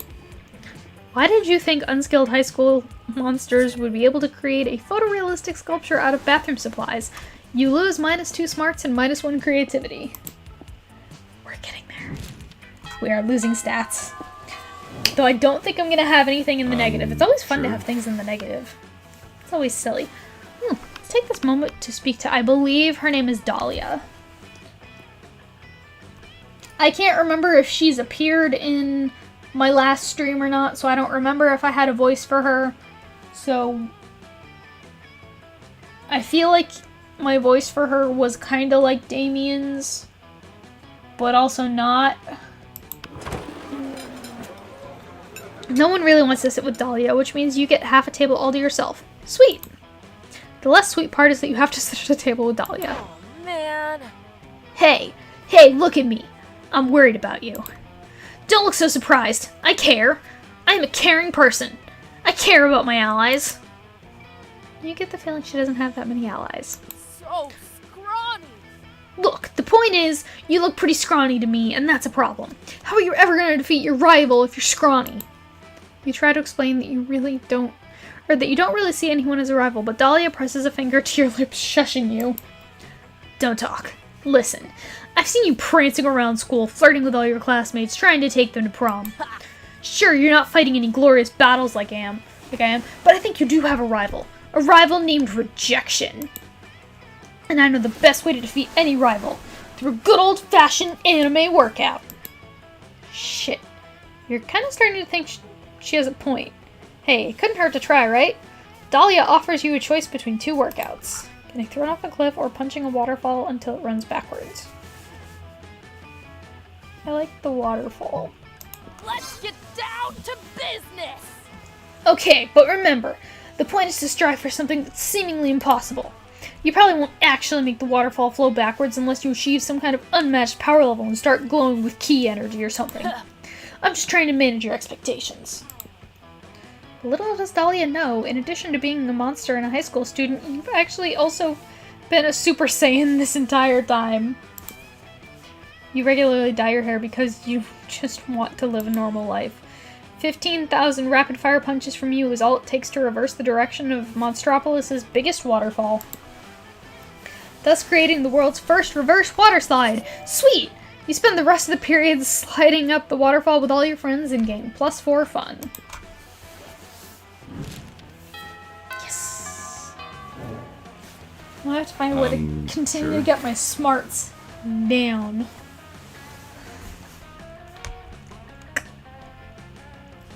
Let's go back to the auditorium. That day while rehearsing for the class play, you totally forget your lines. It's terrible.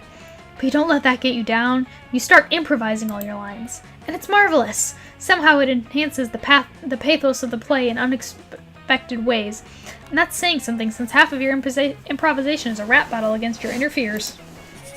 You gain +2 creativity. Nearby, you can see Scott and the wolf pack talking. Scott, we have the greatest power drink to date. Check this out, bro. Oh my god. Oh no. Oh no. Well, looks like I'm getting 2 secret endings here. As long as I get all of the stuff that I need for this one. Because I already know what this is. Because I've gotten this once on my own. I am on my way to the cocaine ending. Oh, I love power drinks. But wait, the new cutting-edge sport supplement is like no other before. There's no need to mix it with a beverage. You can consume it using only your nose. It's called cocaine. Yeah, cocaine. Whoa, that totally doesn't sound like your regular power drink. Which definitely means it's cutting edge, just like you said. Yeah, it's like 50% energy drink, 15% protein powder, and 100% raw power.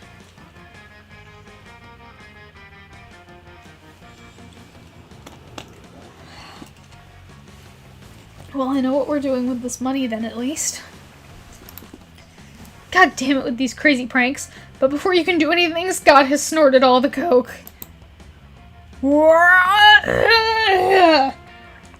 Sure, that's the sound. And he's gone full wolf mode.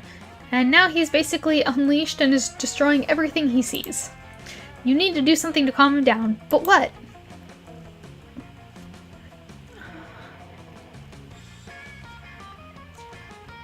Give him a flashy fidget spinner. That was the fun one, but whatever. You start spinning a very flashy fidget spinner in front of Wolf Scott. He stops wreaking havoc and just stares at the spinning fidget spinner. It's so spinny.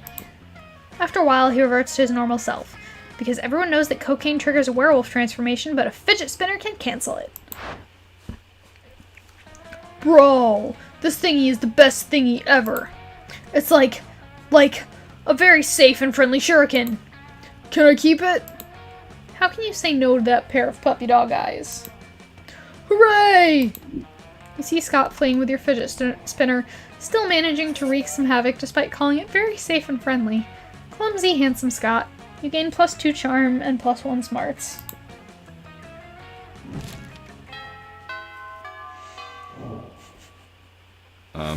Sure.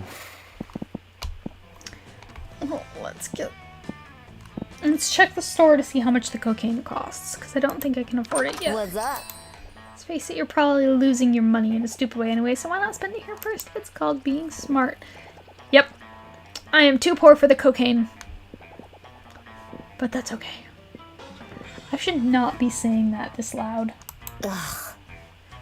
The whole point of running a business like this is to sell stuff to people, right? I think you're missing the point. I could have gotten the gift that keeps on giving, because that's free. Oh, a little late for that. My bad. Sorry, Valerie. Sure. Let's talk to the Slayer. You're eating your lunch, minding your own business, when someone under your table pokes your business. Psst! Hey! How would you like to turn against your friends in exchange for forbidden knowledge? Betraying your friends sounds bad, but forbidden knowledge sounds dope. You listen to her pitch. Basically, I just need you to tell me Damien and Liam's hidden weaknesses, for like, totally innocent reasons. And in exchange, I'll teach you one of my most secret Slayer techniques. What's that you say? You'll totally do it and I can trust what you say 100%? Great. Which technique do you want to learn? How to punch a dude so hard his head explodes. You tell the Slayer that Liam's weakness is tense silence and Damien's weakness is back rubs. Unbelievable! Really? But that's so simple. I'll bury them in pregnant pauses and manual tension release, respectively. Oh, you want to know my secret technique? There's nothing easier. Just punch someone, right? But instead of punching them hard, punch them really, really hard. You've punched hard and you've punched really hard, but really, really hard? That's revolutionary. You test out your newfound skills on the Slayer. You don't have enough practice to make her head explode just yet, but you do manage to give her a terrible headache. You gain +4 boldness. I'm so bold.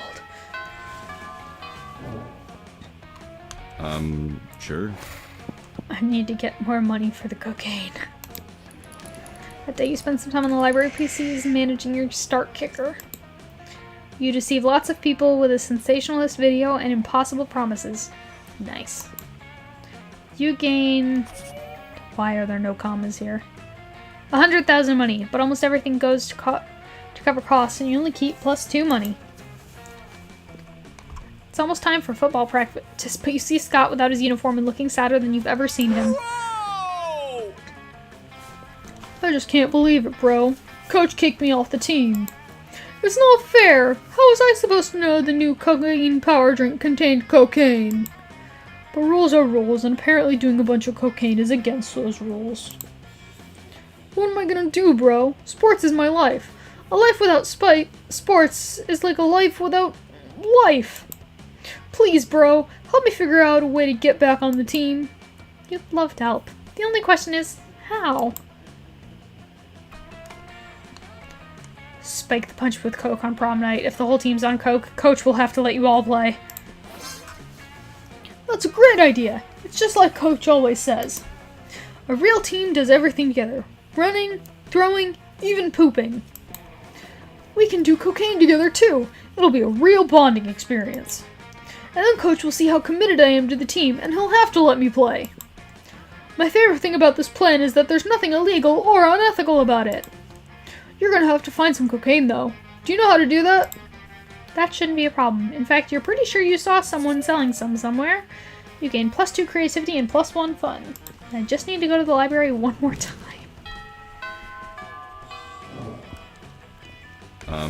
Sure. But of course, that's where Valerie is.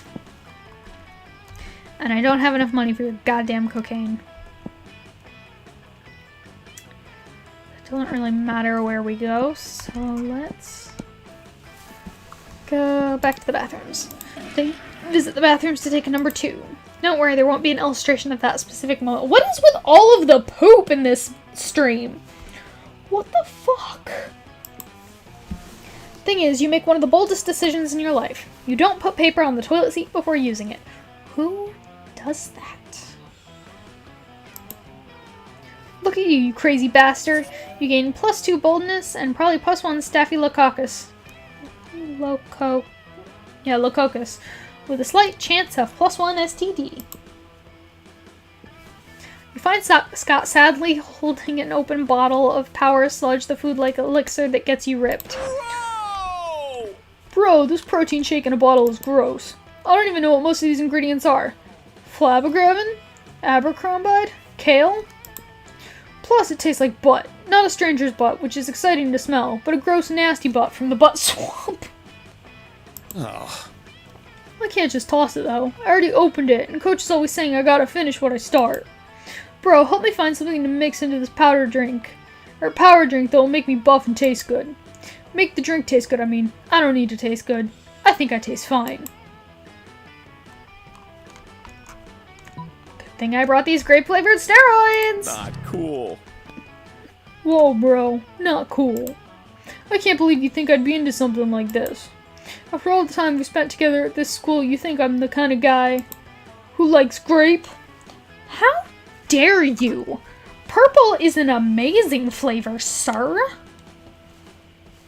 I also love I finally failed something. Ugh. Or rather, something else. It feels like I have failed at failing. Gross. Go give your nasty purple chemicals to someone else. Not cool. Your supply of delicious grape steroids are a little consolation after that rejection. You lose -2 charm and -1 fun.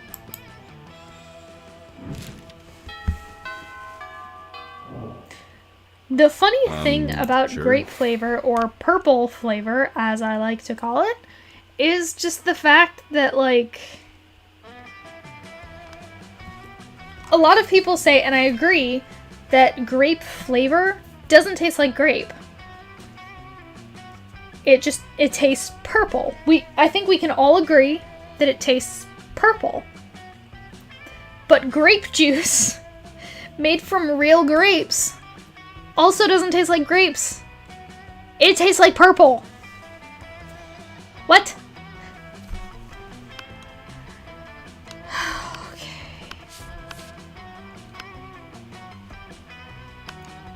Let's talk to these people. You approach the couples table.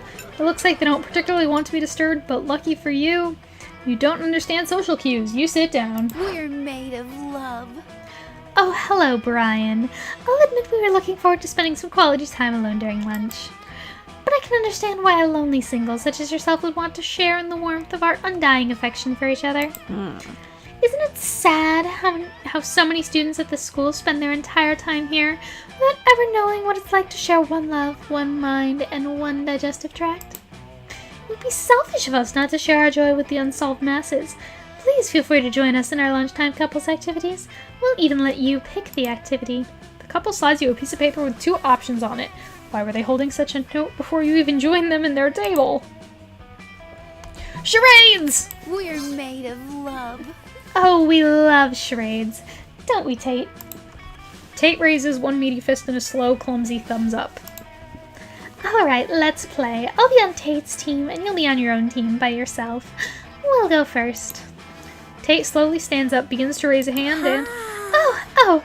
Robert Downey Jr. from Iron Man 3. Tate gives another thumbs up. It may be a little bit unfair that the couple shares a single brain. Your turn! In order to play charades without any teammates, you must be both the guesser and the performer at the same time. You try to split your mind into 2 separate minds. You're ridiculously unsuccessful, but just trying to do that gives you a headache and +4 creativity. Fair enough. Sure. Okay, we gotta go to the library one last time, because then we can only go to the store one more time. No, 2 more times after that, actually. Nope. Yes, because I can also go during lunch. Okay. That day you spend some time on the library's PCs mining some bitcoins. This is supposed to have something to do with algorithms and the rise of cryptocurrency, but you guess that nobody actually has any fucking idea how it really works. Okay, yeah, we did that one. You hear an almost dog-like whimpering and go see what sort of poor animal is in pain. The answer is Scott, who is cross-eyed with concentration. He yelps and snaps out of it. Bro. Oh, bro, thank goodness you're here. I was trying to think all by myself, and it was really hard, you know? See, I know I'm the best at exercising. I'm the exercise master. The exercise lord. The exorcist. But I've never tried exercising my brain. And in a way, the brain is almost part of the body too, you know? Almost. It's sort of 3 in 1, because it'll make me better at exorcism and being smarter and will keep me from getting bad grades and kicked off sports team. You were already kicked off for accidentally doing cocaine, my dude. That wasn't 3 things or 1 thing, but you still have some ideas.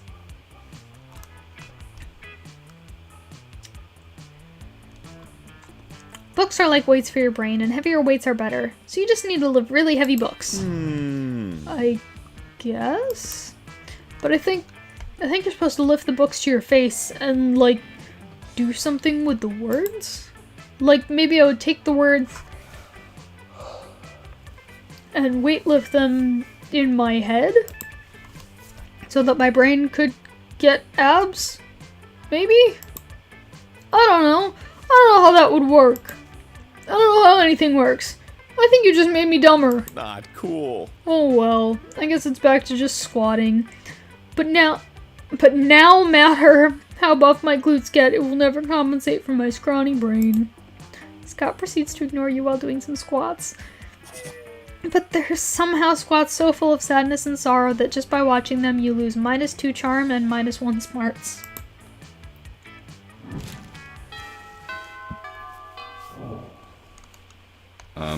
Sure.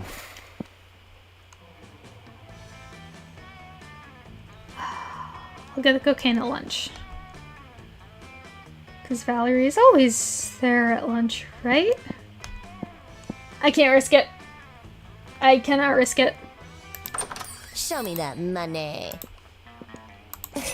Catch you later. Oh my god. What are my stats? Coke. Sure. And she's here. I want to do easy voices.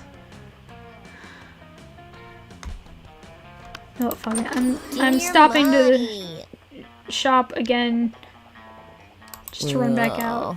I just came here to say hi. What a weirdo. Human interaction is so last year. Well, we're not humans, we're monsters. So. Please give me the last event that I need.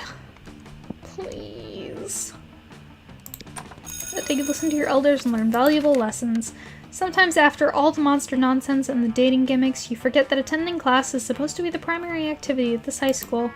You gain +2 smarts. Please, please, please, please, please. Scott catches up to you in the hall afterwards. He's not looking too good. What? Yes! Bro, did you get those illegal drugs like you said you were gonna? I'm feeling really bad. Seriously, I don't know if I can go another week without sports. I can feel myself getting less swole every second. You gotta spike that punch so Coach lets me back on the team. You gotta! I know you can do it. I believe in you. I'm sure you've got the best plan ever, all ready to go. Excuse me. You do have a plan, right? Oh yeah, you totally have a plan.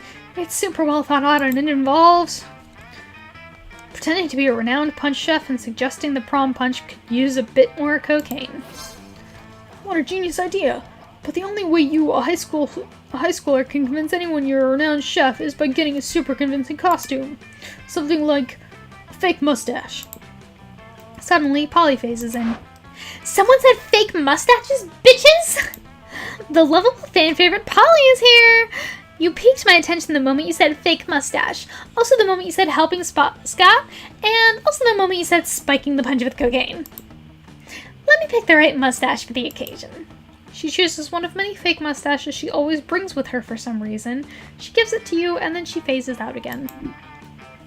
After she phases out, Principal Giant Spider stops in front of you while walking through the halls. Wowee! What a mustache! With such an adult mustache, you surely can't be a high schooler. That mustache says, you're either a renowned punch chef or child molester. The first would be such an honor, while the latter would be rather problematic. Are you a child molester? You say you aren't. Perfect! As any responsible high school principal knows, a child molester can't deny their true nature if asked directly. You're pretty sure that doesn't work that way. You also feel a bit disturbed since you know Principal Giant Spider is also the principal of Spooky Kindergarten. Oh no. Well, Mr. Punch Chef, here you have the keys to the school kitchen and a sign note that says this stranger can put whatever he wants into the prom punch. Thank you for elevating our humble punch into something else. Bye. Then he leaves. Hooray! What a plan! Let's spike that punch with some cocaine. It seems that punch will get some extra cocaine after all. Look at you fighting the good fight, I guess. You gain +2 fun and +1 creativity.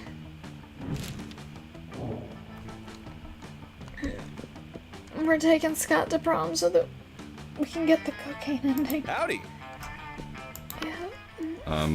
Sure.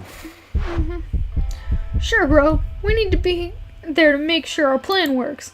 It'll be coke-tastic. Wink. You get it? I mixed coke and fantastic. Because we're putting coke in the punch. And because it will be fantastic. Wink. That cocaine stuff will really make me go full wolf, huh? When I'm like that, I become a bit wild. But in the end, it's an unleashed version of my inner desire, so it's still me. Good old Scott. I hope you're okay with it. It's part of who I am.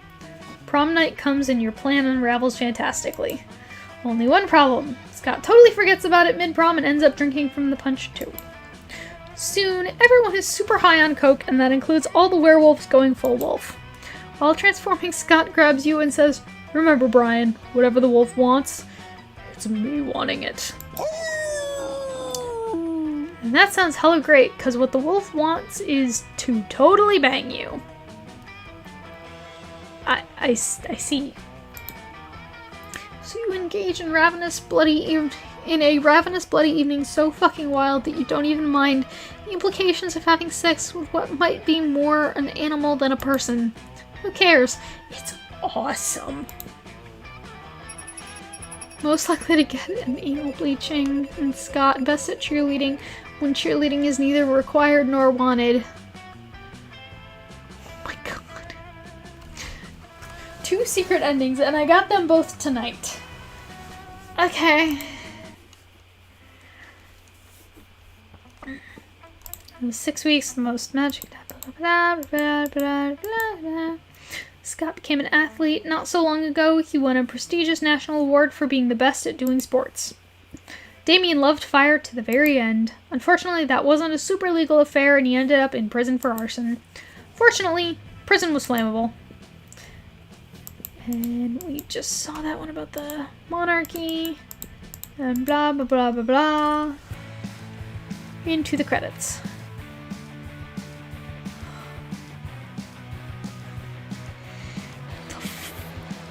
Fuck was tonight's stream?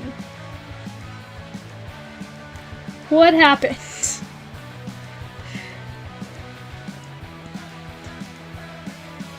I have a couple things to say, but I want to wait until we see a certain Polaroid, because I gotta say something about it.